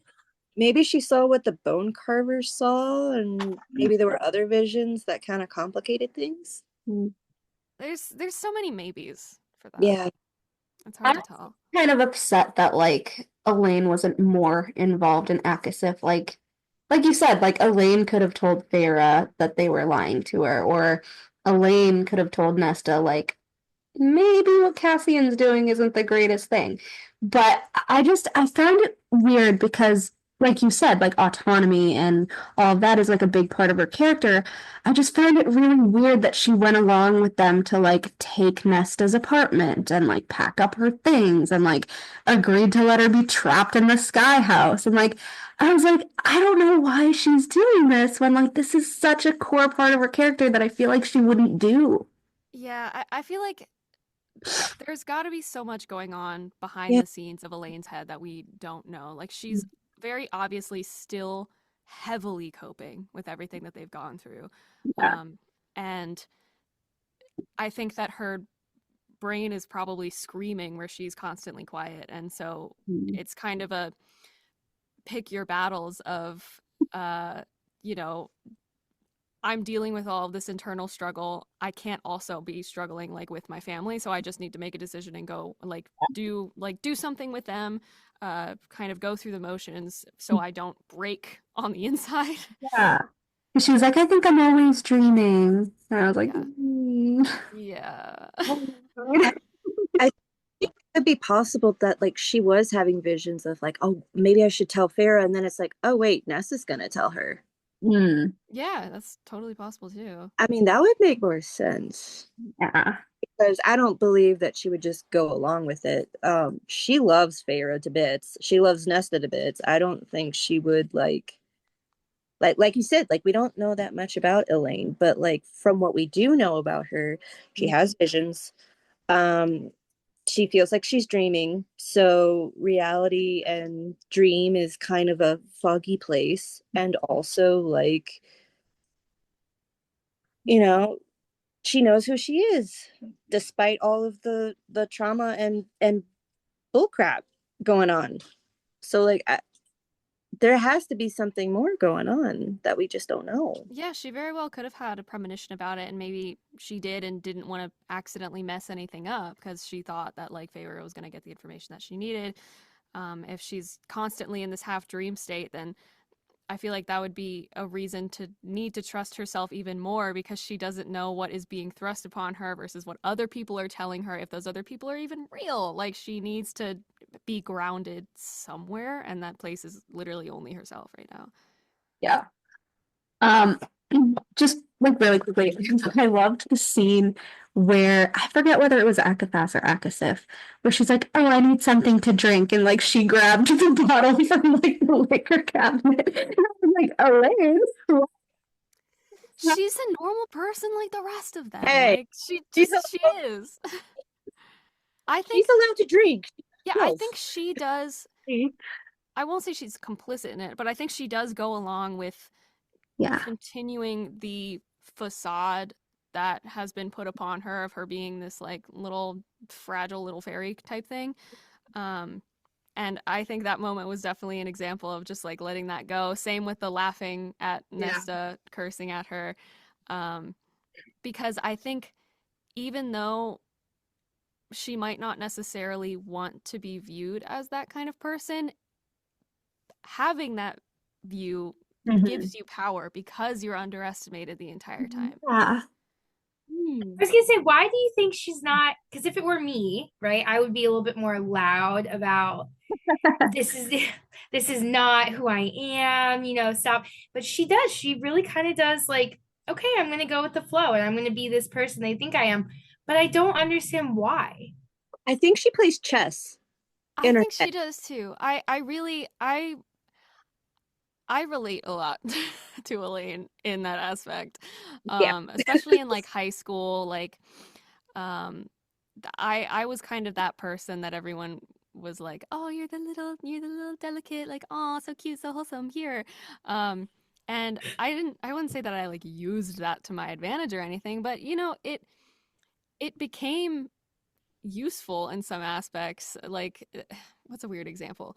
I was really quiet. I didn't talk to many people outside my friends, but there were instances in class where ruckus was happening around me, and like I accidentally got a ball thrown at my desk, and everyone was just like yelling at each other. It was absolute craziness. But the ball hits my desk and they go, "Oh, I'm sorry, let me get that." Like they had this weird respect that I think that is probably the same way for Elain. Like she holds power in just a really, really different way than her sisters do. And she knows that. And I think right now, as she's still trying to figure out who she is, she wants to hold on to that, knowing how other people view her. That's a way that she can control who she is, I think. Yeah, long ramble, but I really resonate with it. I have like a really, not really, well, like a really long kind of like theory thing, but it all ties together. Wait, even before Elain was Fae, in the scenes with Papa Archeron at the house, both in ACOTAR and Akamath, both their eyes would go foggy at different times. And they would always kind of be like, you know, arm in arm talking about things, and their eyes would go cloudy or their eyes would clear up. And I was like, was Papa A also a seer? And did Elain have that kind of sixth sense and intuition when she was human as well? And that's why when she finally got turned Fae, like she fully came into those powers. And going off of that is, I'm wondering if Papa Archeron saw how everything would play out with like Feyre killing Andrus and his daughters ending up happy in Prithian, and that's why he didn't take any action, right? So because it's like, once you get there, Feyre, make something of yourself. And I'm like, that's very curious. Yeah. So that kind of reminds me of a line with like Nesta, where we're like, oh, you know, she didn't really do anything, and like maybe she knew Nesta was going to say something, but perhaps she kind of saw like where, for lack of a better term, like where the train led and like where everything would end up, because if it didn't go that specific way, Nesta never would have saved Feyre and Nyx at the end of Akasif. You know, like if it was her, then she wouldn't have known what the outcome would be. Maybe they still would have died. And I don't know, I just find that like an interesting thought, because when I was rereading like the first two books again, I was like, their eyes go cloudy and clear like at the same time so many times, which is crazy to me, because I was like, I think they were seers before. Like that's super interesting. I enjoy that a lot. And like Papa A knew about the word marks. He had the word marks drawn on their door. Like he knew that the pelt was a fae because he was like shaking, and he's like, "Where'd you get this, Feyre?" So I'm like, I kind of like believe that Papa A was like half fae, like one of the half fae that was born.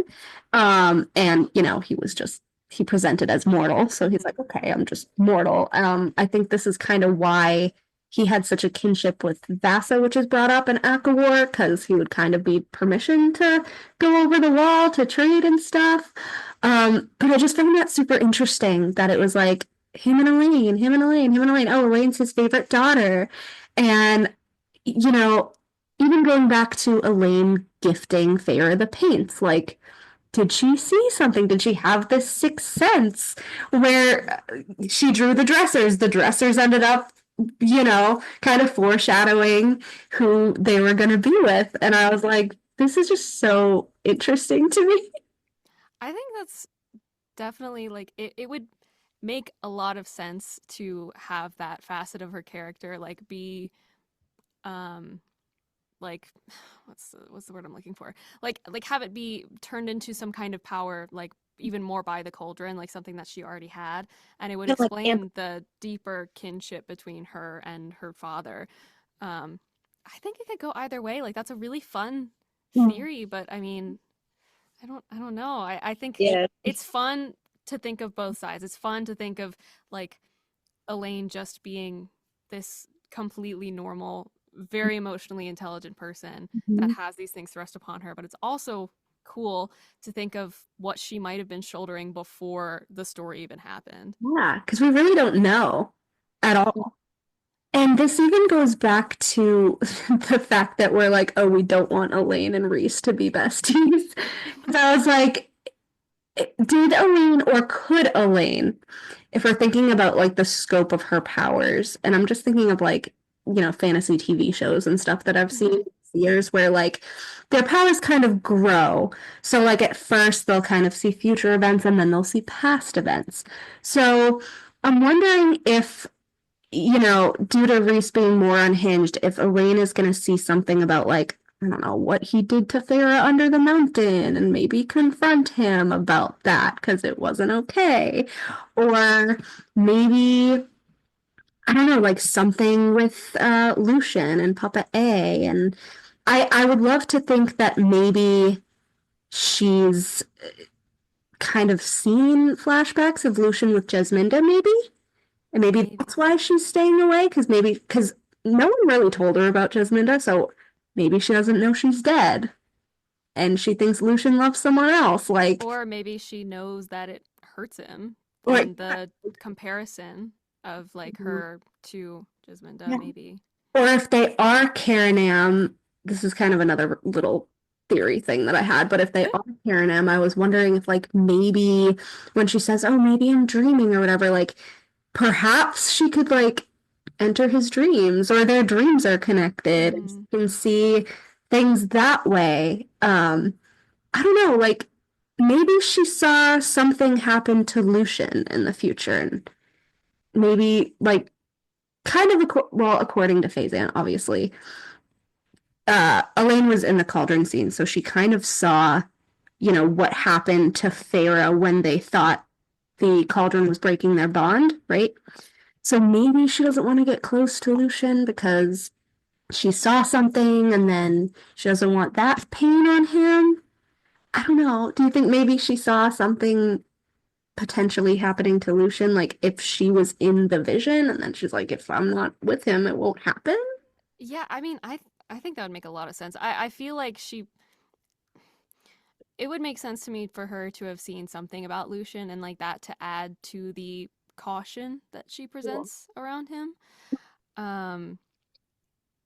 In terms of like the dream stuff, I feel like if she were to ever like quote use her powers like that, I feel like it'd be by accident and not on purpose. It wouldn't be Not perfect. Yeah, I feel like she would definitely like accidentally, like she wouldn't go out searching for those things.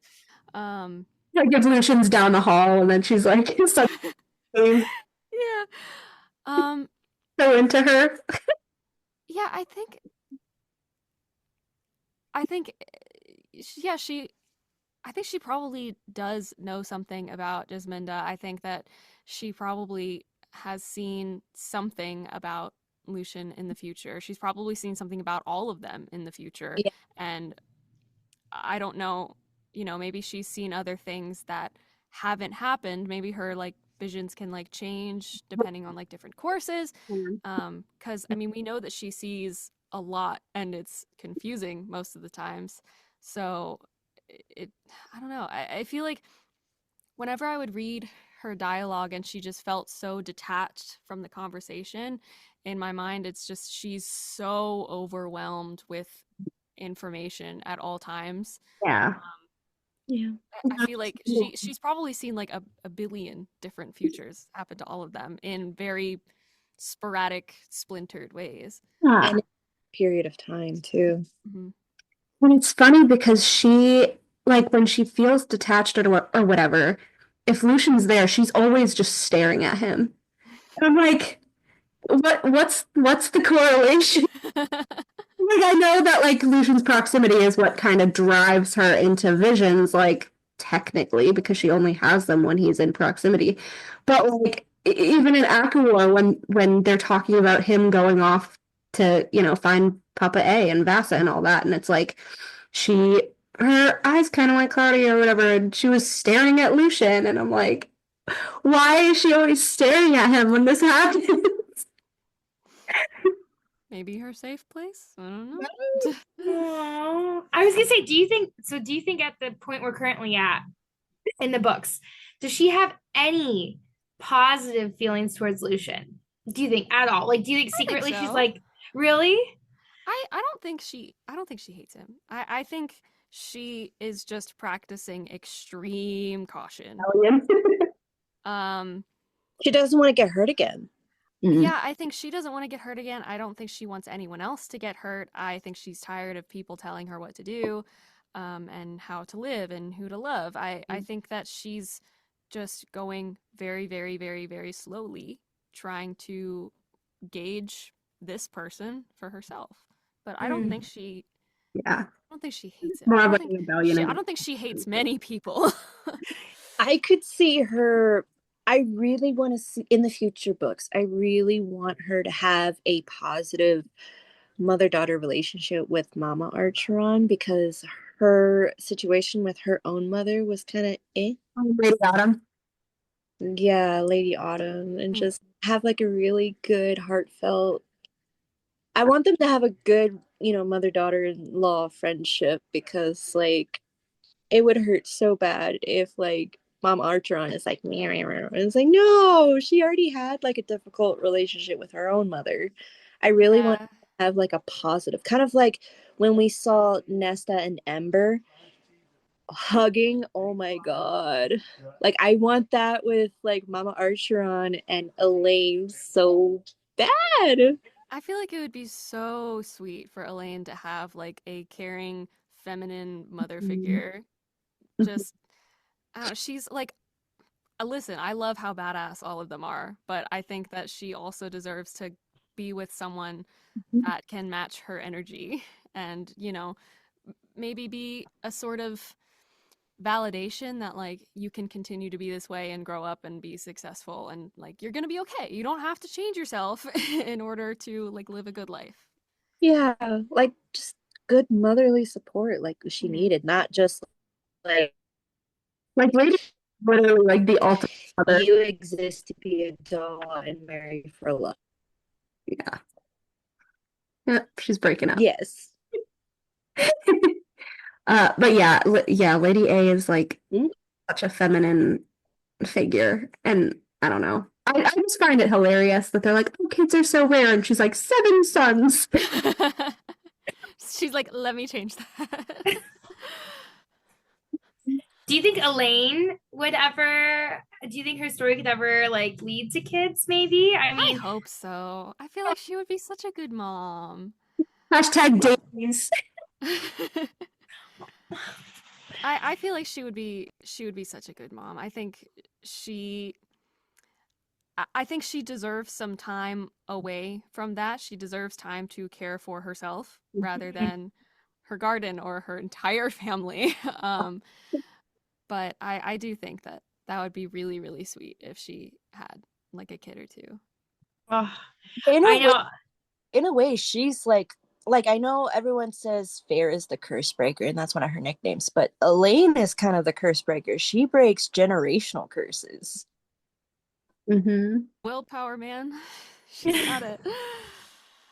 Do you think Lucian will take her traveling? Because like another big part of her character, like even when she was human, she would always tell Farah, oh, she wants to go, yeah. Go to the continent with our father, then I want to go to the continent with you. And we know that like Lucian's a traveling emissary and he's doing all these jobs and he's traveling around. Do you think that he would take her traveling like on her boat? Elaine? I think if she asked, he absolutely would. I feel like that just makes sense to me.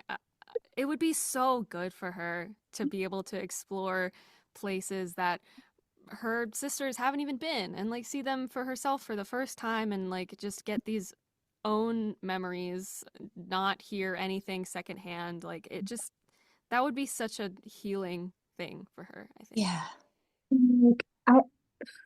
Elaine's, like you said, Elaine is so good with people and she knows how to talk to them. I think it would be really hilarious since we know in ACOTAR that Moore is having absolutely no luck getting them to sign the treaty by force in the continent. I feel like it would be really cute for Lucian and Elaine to go, and like for Elaine to be like, look, like tell her story and like beg them to not hurt the humans. And I feel like if it was like Elaine and Lucian, they would sign the treaty. I feel like if Elaine was there, they'd get it done in 5 minutes. Right? Like Elaine, that's also a part, like, how I love Elain and Lucian together is that they would work so well together, like actual like job working. Yes. Because they're both like the best in terms of talking to people. They're the both like best diplomats. They can talk Yes. to anyone. Yes. They can get in and out of situations completely scotch-free. Either because they're good at forging a story or just really good at, telling the truth and getting people Yeah. to do what they want. Like, but not in a conniving way. Like they just Right. really know how to talk to people. And I think that's really cool. That is a power in itself. Yes, it is. I agree. It's really ACOTAR when Farah and Elaine like see Lucian running from the shore to like check on Elaine, which was so cute. And he comes up and he's like, "Oh boy, do I have a story to tell you about your dad," or da da da da da. And then he's talking about That's so bad. I want the story so bad. But then he's talking about how like he found him and then how they found Bassett and all that. And um Elaine is there and Farah's like, "You sound like an acolyte." And then he's like blushing. And I was like, "Oh, also always sounds like an acolyte." Because people keep saying that like Lucian loves Vasa, that I'm sure you've seen it. Seen a lot, Yeah, and that he's got a crush on her and stuff. I mean, do you view that as like Lucian having get it. I don't get it. I feel like there's respect there for sure, but I don't know if I would put it to a whole crush. I mean, obviously, like we keep saying, anything can happen. I have no idea what's going on, but I just personally don't view it like that. Very telling that Lucian compared Vasa to Farah. He's like, "You guys are exactly alike, and she's got a mouth like a sailor, and you guys would get along well." And I was like, this is the thing. Like, Vasa is like, I don't know, a more fiery Farah, like when they first met. So I don't know. I'm like, I do want them to be friends. Like, that would be interesting because she doesn't really have any positive, like, friends that are female. I mean, more, but more. She needs more female friends. Farah was like, "Oh, she doesn't even acknowledge that I'm also a queen." And I was like, you could have made friends with this person, and instead you're going to be jealous. Come on, Farah. Like, Elaine wouldn't do that. No. Do that to Gwen if she sees the necklace. Like, I don't know. That frustrated me.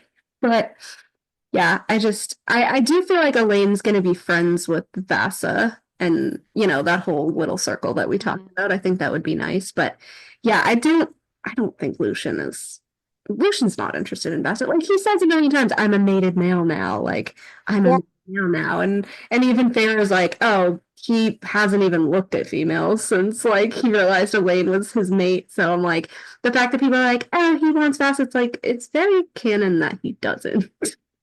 Yeah. I think they just want him with like, I don't know.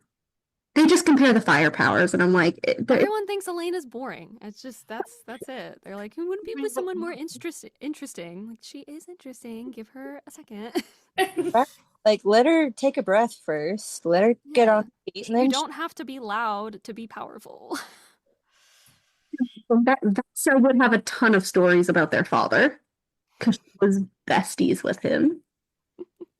Well, not really besties, but she tells Nesta, which, remember, Nesta gets pissed. She's like, "He was more of a father to me than my own." And Nesta's like, so mad. No. Kind of valid. Yeah. Like, why? Like, how did he know you? Like, that will be interesting to find out, too. Mm-hmm. It doesn't forget that. So, about her dad. Sorry. Let me ask you this. In your opinion, I know that you obviously are not the author or anything, but playing Elaine, we love you though. Where do you think Elaine's like story could go? Or like, what would you like to see? Like, do you think she'll end up in Spring healing Tamlin? Do you think it's going to be Swan Lake with, I don't know. What do you even think? It's funny that you say Swan Lake because that was my answer to the music question. I want to hear that. Yeah. Yeah, that's the song. The like iconic Swan Lake theme is what I associate with Elaine. Yeah, me too. But don't know. It would make me a little sad to see Elain's story be continued by being the fixer of someone else's. Yeah. Like fixing like Tamlin and Spring and whatever. I think if there was a way to incorporate something about like coming into herself and that's like a side story of that, I think that would make more sense to me. I think she has to learn a lot more about her powers. I think she just has a lot to. We as the readers have so much to learn about her. We have to like actually listen to her viewpoint, and I think that would require a storyline where she is focused on herself and not helping someone else. Okay. But I don't know how they would. I don't know how they'd go about that. So I'm just not sure. I really hope that when we get her story that it will, like, instead of the limited third person like we saw with Nesta, we'll see the first person like what we saw with Feyre as Elaine's POV. Yeah, I really hope so too. Because then we can get inside her head and see how she. No. I didn't like that shift either. I was like, why don't we get Nesta's actual POV? Yeah, because if anyone needs the first person to be understood, it's Elain, because she's not going to tell people anything. I was gonna say POV because she's like, oh, it's gonna be couples, dual POV. So I was like, I need Lucian's POV too. Like first person, we need to know what they're thinking. We saw a glimpse of his POV. Limbs tiny from Feyre going into his mind. But yeah, I have I keep saying I have a crack theory, but I have another crack theory. We have lots. This one is kind of complex. Basically, in the first book, Tamlin basically says like, "Oh, your mother never told you about us" to Feyre. That one. And so we know that Mama Archeron was like a party girl, and we're like, did she ever go to Calanmay? Did she really know the Fae? Like, was she able to go over the wall because Papa A was half Fae? Stuff like that. And we were thinking, and like, I was saying that, you know, since Elain is very spring court coded, and going with kind of like the time period that the mortal realms is kind of set in, and Mama A put her reputation above everything. Like her reputation was everything to her, even like above the kids, really.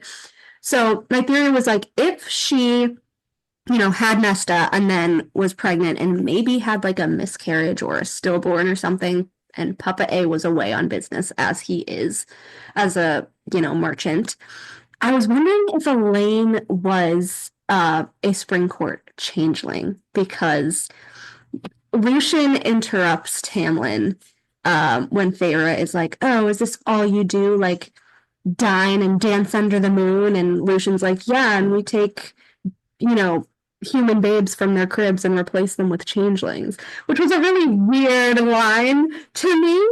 And the fact that, like I said, Elain and Papa A were getting the foggy eyes and the whatever, I was like, did Mama A, like, actually ask Tamlin, like, oh, do you have like a orphan Fae or whatever, and can you shift him to look like my husband? And because it's also weird that Elaine's the only one that looks like Papa A, because like Nesta and Feyre's genes seem very strong. You know? I don't know. So I was like, was she like a changeling? Because why is it all, oh, Elain in spring, Elain in spring, Elain in spring, and then the flowers and the sunshine, and like it's very spring court coded. And it's just very suspicious going with the lines about the mom and the changeling. Yeah, I mean, I definitely viewed that as like a joke. Like, oh, you party, don't worry, we also do these things too. But I don't know, like literally anything is possible. I mean, it would be wild, but it would also make sense. Yeah. But I don't know. I don't know how to respond to that. Just thinking, because like, yeah, the Cauldron has the weird obsession with her, and she's called the pretty one. So I was like, even when she was human, like Feyre said she had like ethereal beauty and all of this stuff. And I was like, that sounds very fake coded, kind of. Yeah. The cauldron's purring at her and it gifted her things. And I was like, did it just kind of gift her what her original, Fey magic would have been? Yeah. And I don't know. Or was the gift just like, okay, you can keep your glamored looks because, if we completely changed your face, I think you would be more terrified. Yeah. No? Gosh. But yeah, just like all those weird clues, I was like, is she a changeling? Because why was that even brought up to begin with? Like, I feel like, Yeah, like a Chekhov's gun situation. like it's Yeah. like thread that she just like cut off, and I was like, I feel like there has to be something that connects there. That would be very interesting, very wild, and I would got the patience of like keeping that up for so many years throughout the book series and just never bringing it up like that. I would highly respect that. If she was like a newborn, but basically, I think that if that was the case, I think she would have been the child of one of the sentries that basically got sent over the wall and killed for the curse. Mhm. So obviously she wouldn't have had parents or anything, and Mama A could have taken her. But I feel like because she would have been like a baby, she wouldn't have any idea. I don't think the mother Yeah, told anybody, and then she like died. maybe. Even the mother was very weird when, her deathbed thing with Pharaoh, where she's like, stay together. Remember to keep them together, keep everyone together. And I was like, you're the one that wanted to marry them off for dowries. Like, what are you talking about? Right? I don't know. I think that would be like a really wild plot twist. Definitely. I love it. Okay, wait, I want to shake things up just a little bit. I want to hear Karenna's favorite crack ship. Have you seen all of the fandom crack ships that are out there? Don't they like? I mean, they ship everyone with everyone. At Yeah. some point. Oh gosh. They really do. Is there one where you were like looking at it, you're like, huh, that kind of makes me. I kind of like it. No, I don't know. I try to stay like when I'm really into a book series or anything, I try to stay out of the fandom because it just ends up making me upset. Me too. Felt. So I don't know. I don't feel like there have been any that have like really piqued my interest. Just because like the internet is such a wonderful and awful place. There's so many opinions at all times, which is, amazing, but also like everyone's complaining about something. Yeah. So I don't know. I don't think so. I don't think there are any that I really When thought you about. get finished reading Crescent City, I will send you my Nesta and Cormac spiels. Oh dear. Oh my gosh. Yeah, how fucking convinced I am. Like, I am so convinced. Well, I mean, if Cassian's gonna die. No, he's not gonna die, people. I am holding out. I have been trying to convince everyone I know that he is not gonna die, and Elaine's premonition was like a thing of the past. But I know in my heart he's probably gonna die. It's so sad. It awaits to be seen. Come on. Come on. Cassian's dead. What do you think Elaine's inner monologue would Like aside from like? What do all you of the think her inner voices? monologue would be like? Like aside from all the voices, all the prophecies, all of the like, what do you think? Like in her heart of hearts, what's inside her head? Like, what's her thoughts? Her inner monologue, how she talks. I definitely think she works very, very hard to stay grounded at all times. I think I don't think that's the kind of thing that people are just born with naturally. I think that's something you have to work for, and like having that inner strength for yourself. Yeah. I think, let's see. I mean, yeah, between that and like constantly being bombarded with other people's thoughts, their futures and stuff, she has to have something she holds on to. I wouldn't be surprised if maybe she had some kind of like, I don't know, like the image of her garden that she goes back to when she's feeling overwhelmed, or like thinking of her sisters or something. Like having something reliable that she's able to escape to amidst the clamor and chaos. Mm. So I feel like if anything, her inner monologue would probably be like less words, more paintings, in my opinion. Like, I kind of see her as like being really interested in the language of flowers and like something Yeah. kind of akin to the secret garden. Yeah. Like, it's very visual and vibes and calmness and notice, kind of similar to how Feyre notices color and light. I think Elain would kind of be that way too, but more so Mhm. because I think she is definitely like a big supporter of Feyre's artwork and she enjoys it because she gets it. And I think, she would think about her sisters like, oh, kind of like how her sisters think of her, like, oh, Elain would love this. She would be like, Feyre would paint this really well. Yeah, no, I agree. I think she's very much like a maker kind of person in a different way than Feyre is, obviously. But yeah, I I think she would, just look at the world and try to see the beauty in it. Again, I think that like being a hopeful, being a good person is something that you really have to work for. So she probably, might have those like initial thoughts of like thinking of something like an intrusive thought of something terrible happening and then like refocus and being like, no, this is what I'm focusing on instead. That's the only way you can get through. Mm. I love that so much. Yeah, yeah. I'm more excited to look now. Like, I was already excited. Like, I want it really bad now. Sarah, please. Sarah, manifesting, please. Oh, I need it. But because this kind of just popped into my head randomly when you guys are talking about like Swan Lake and all of that, I really see Elaine and Lucian as like Rapunzel and Eugene. And like seeing them like that's them undeniably.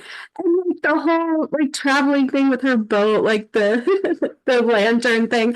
I don't know. I'm I love that. like a little Rapunzel story. I've seen I feel like I saw like a fan art thing of Elaine once that was an Elaine Rapunzel like thing because it was Elaine like with like cookies on her head, like how Rapunzel had all the books on her head. Loved that. I don't know. That's my favorite thing. That's my favorite comparison. Mm. Elaine and um, oh, here's one. So there's a rumor, I guess, kind of going around the fandom that Sarah said that there will be some sort of big betrayal in the upcoming books. Who do you think the betrayal could be? Like, in your opinion, who do you think is the most suspicious versus like maybe a red herring? I feel like half the fandom thinks it's Elaine. Thinks that Yes. she's like evil or something. Um I don't know. That would be so fun to voice act for. That would be so much fun. But I feel like I'd be a little disappointed if it ended up being her, and I just don't see it. Um, it depends on like what kind of betrayal they mean, because there could be something of like a secret plot that's been brewing the entire time, and like they've been playing 4D chess and they have no idea like what they're doing, or it could be a very sporadic in the moment, like emotions were high, a split decision had to be made kind of betrayal. So I don't know. I think it depends. Like, because if it was like split decision thing, I think it could very well be Nesta. It could be Reese. It could be Asriel. I think any of the like more firecrackery characters, I think that could happen for. Um, but if it was something that was like really, really deep throughout the entirety of the series, then it could really be anybody. I mean, it could be Elaine for some reason. It could be Lucian, or I don't know. I don't know. I don't know. I mean, a lot of the fandom, yeah, a lot of the fandom is like, oh, Elaine, Elaine, but then there's like a lot of the fandom that's like, oh, it's more. And they're like, it's no doubt more. She's been suspicious the entire time. She has Yeah, a secret house on the continent. just because of the femme fatale energy. Yeah. Like everyone, like everyone's like, oh, Moore is so sweet and so friendly and so girl boss and so, she's a girl's girl and all that stuff. And I was like, I don't know. I feel like the more that they harp on that, like the more it's suspicious. Yeah, I don't know. I'm Like, not sure. it's just weird. And then like you have Amarin who, even in Crescent City, is like, oh, I knew this and I knew this and I knew this and I never told you. And I'm like, you're the second and you never told him. Yeah. So yeah, I guess it could like literally be everyone. It could just be that like Nesta becomes Queen of Dusk, and like technically the IC would see that as a betrayal, right? If she takes back the land from the Night Court and Yeah. To be honest, anything that Nesta does, the IC sees as a big betrayal, so that wouldn't really surprise me at all. Poor Nesta. Yeah. Azriel leaving to be Nesta's right hand. That would be That's like my favorite one, I think. That's like my favorite. I want, because I still feel like it's going to be the court of the Valkyries, and if he's Gwen's mate, or if Gwen is his mate, he's going to want to move to the court that Gwen's in. Mhm. Karenna, do you think Nesta is gonna leave the Night Court and do Dusk Court, or like, I know you don't know and have no, but like in your personal opinion? The family bond is so strong, but I wouldn't be surprised if like the series concluded with all of the sisters going somewhere. Oh yeah.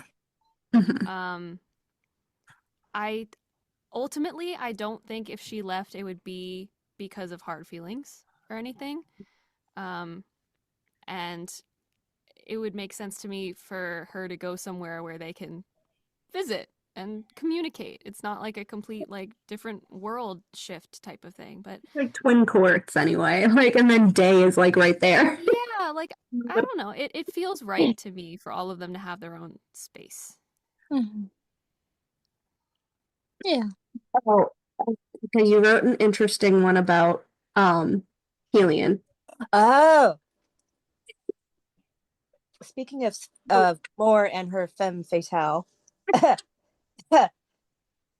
So at least Farah believes that Lucian is Helion's bastard child.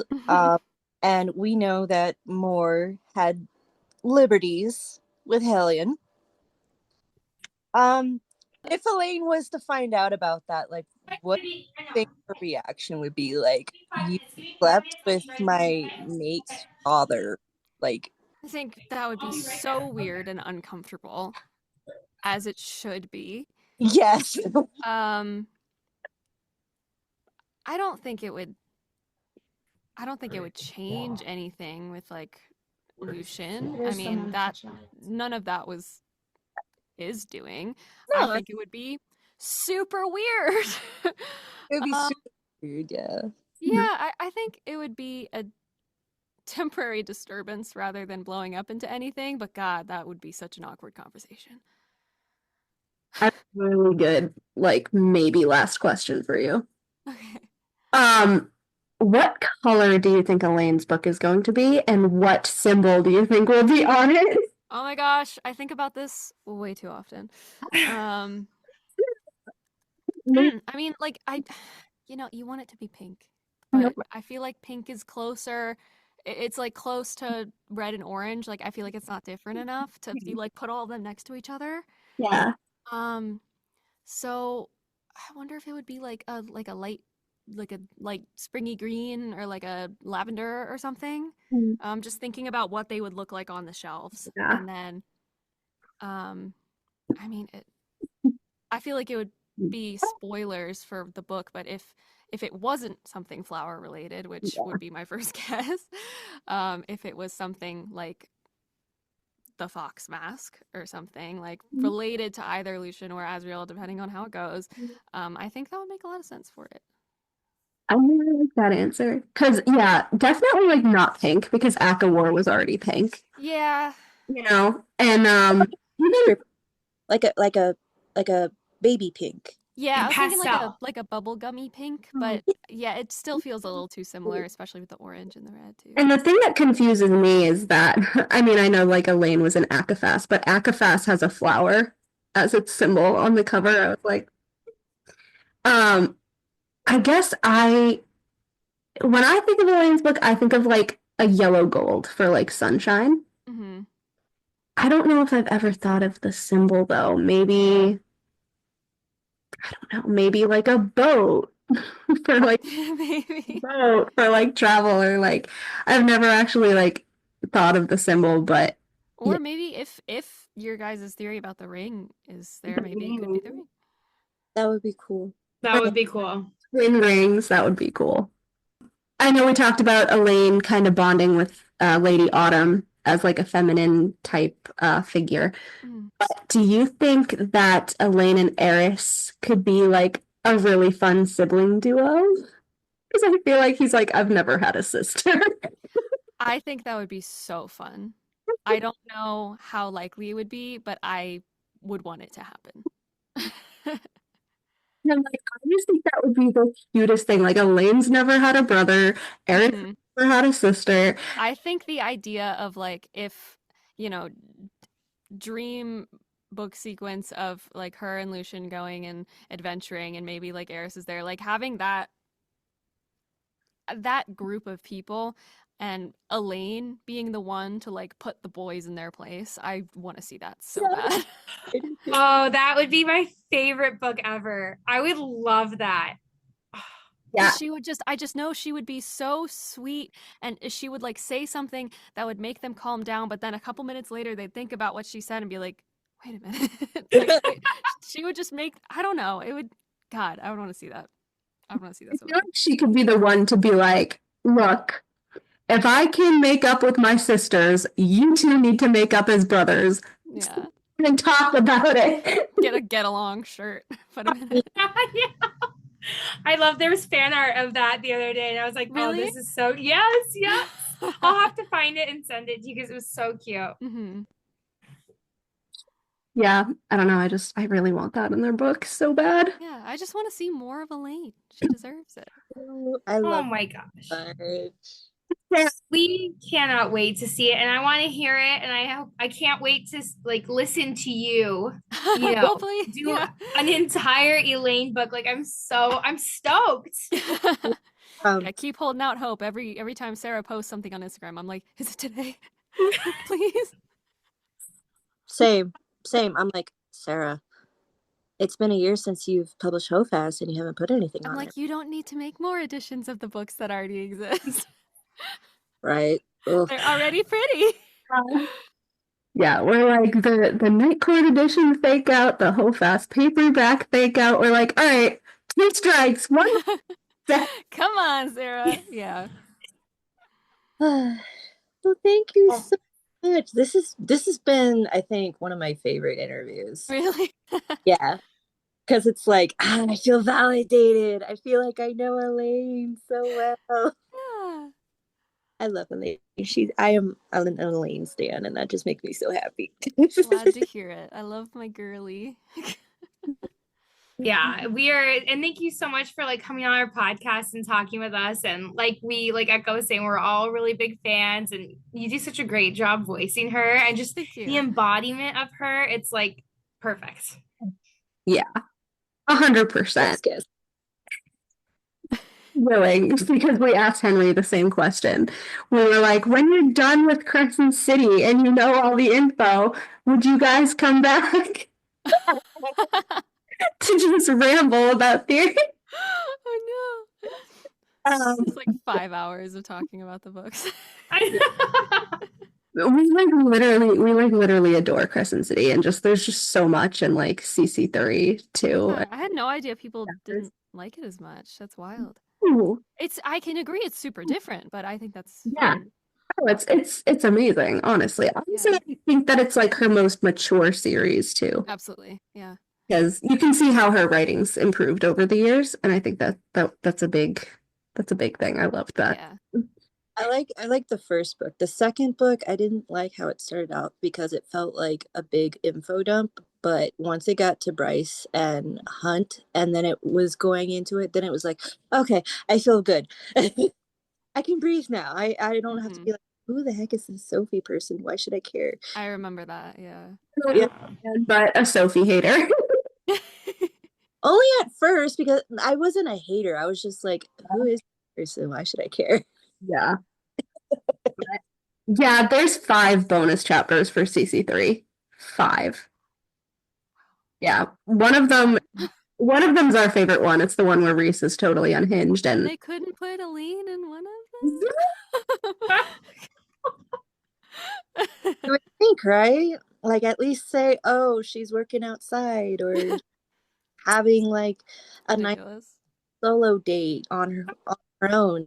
Yeah, like at this rate, her book better. First off, her book better exist, and it better come out because they're really like drawing it out, making people excited. I was gonna say, I feel like because she wasn't in any of the bonus chapters, it's so intentional. It has to be, right? I agree. Oh. God, I hope so. Yeah, me too. I'm telling you, if I don't get Elaine's book next, I might riot. Like, that's where I'm at. I mean, just even when she wasn't in that first scene when Bryce lands and everyone's there except like Elaine and Lucian, I was like, what the hell? And I was like, oh, it's okay. Her and Lucian are having a sleepover at his apartment. It's all good. Yeah. funny.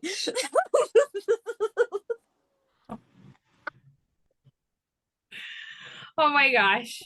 Well, thank you so much. I mean, you have been so wonderful. And like I said, we just appreciate you and we just can't wait to see what happens. Yeah, thanks for having me. This was fun. Yeah. We were so stoked. We're still That's so like weird for me to hear. Like I it bet. just feels weird. Sorry. No, not in like an uncomfortable way. It's just like I'm like 23 and like this felt like my first this was my first like big voice acting thing. Obviously it's been years since then, but it's like It's different. Yeah. and you're her age. Got it. Oh no. You know what? I could see how that would be a lot, right? Because like people expect so much of you too. Yeah. Yeah, You know what I mean? it's And you're not like it's not overwhelming or anything. It's just like, you know, as a kid that's always wanted to act, I'm like, this is like, I'm getting to where I've always wanted to be, and it's just wild. It's exciting. If the live action is ever picked up by anyone, you need to play Elaine. You know, I would love to bang down doors. I don't know how that would happen, but like, please. we're gonna be like, it's Karenna or nothing. Okay, I need Karenna in my life. I need to see her on the screen. That Right. would be Petition. incredible. Mm-hmm. I love it. And thanks for being such a good, we had like so many questions for you, and thanks for being a good sport about that. We always do that. So Yeah, no worries. And when I got it last night, I was with some friends and I was like, oh my God, there's so many of them. Yeah. No, I mean, I love it. I love how beloved these books are. It's so neat. So yeah, but this has been really fun. This was just awesome. I don't have any other words. I'm just excited. Excited and thankful, and you know. hey, come back. We would love to have you back. I know it's a lot and we're talking like way out, but like once your book comes out, my dear, we want to have you back on here because you were so wonderful. Yeah, of course. I'm fingers crossed for that book soon. Jeez. I'll send you some stuff. Okay, awesome. Well, have a great rest of your day. You too. Thank Bye. you. It was nice Good to meet all day. of you over the Zoom screen. You too. Bye. Bye, guys. I love it. I love it. I feel so validated. Yeah. Like, freaking knew I knew Elaine. And I just feel so validated now. I'm like, yeah, I got it. I'm on the dot on it. I read it well. Like sick thinking about if she wasn't an illusion. Literally. Oh no. I knew she was gonna go after Illusion. I was like, you know, if she's playing the character, I'm a bet. And I was right. I was like, yeah. I'm so excited. I agree with Eka that like it was the most validating and also just like very comforting that like we're not wrong. Yeah. We got it.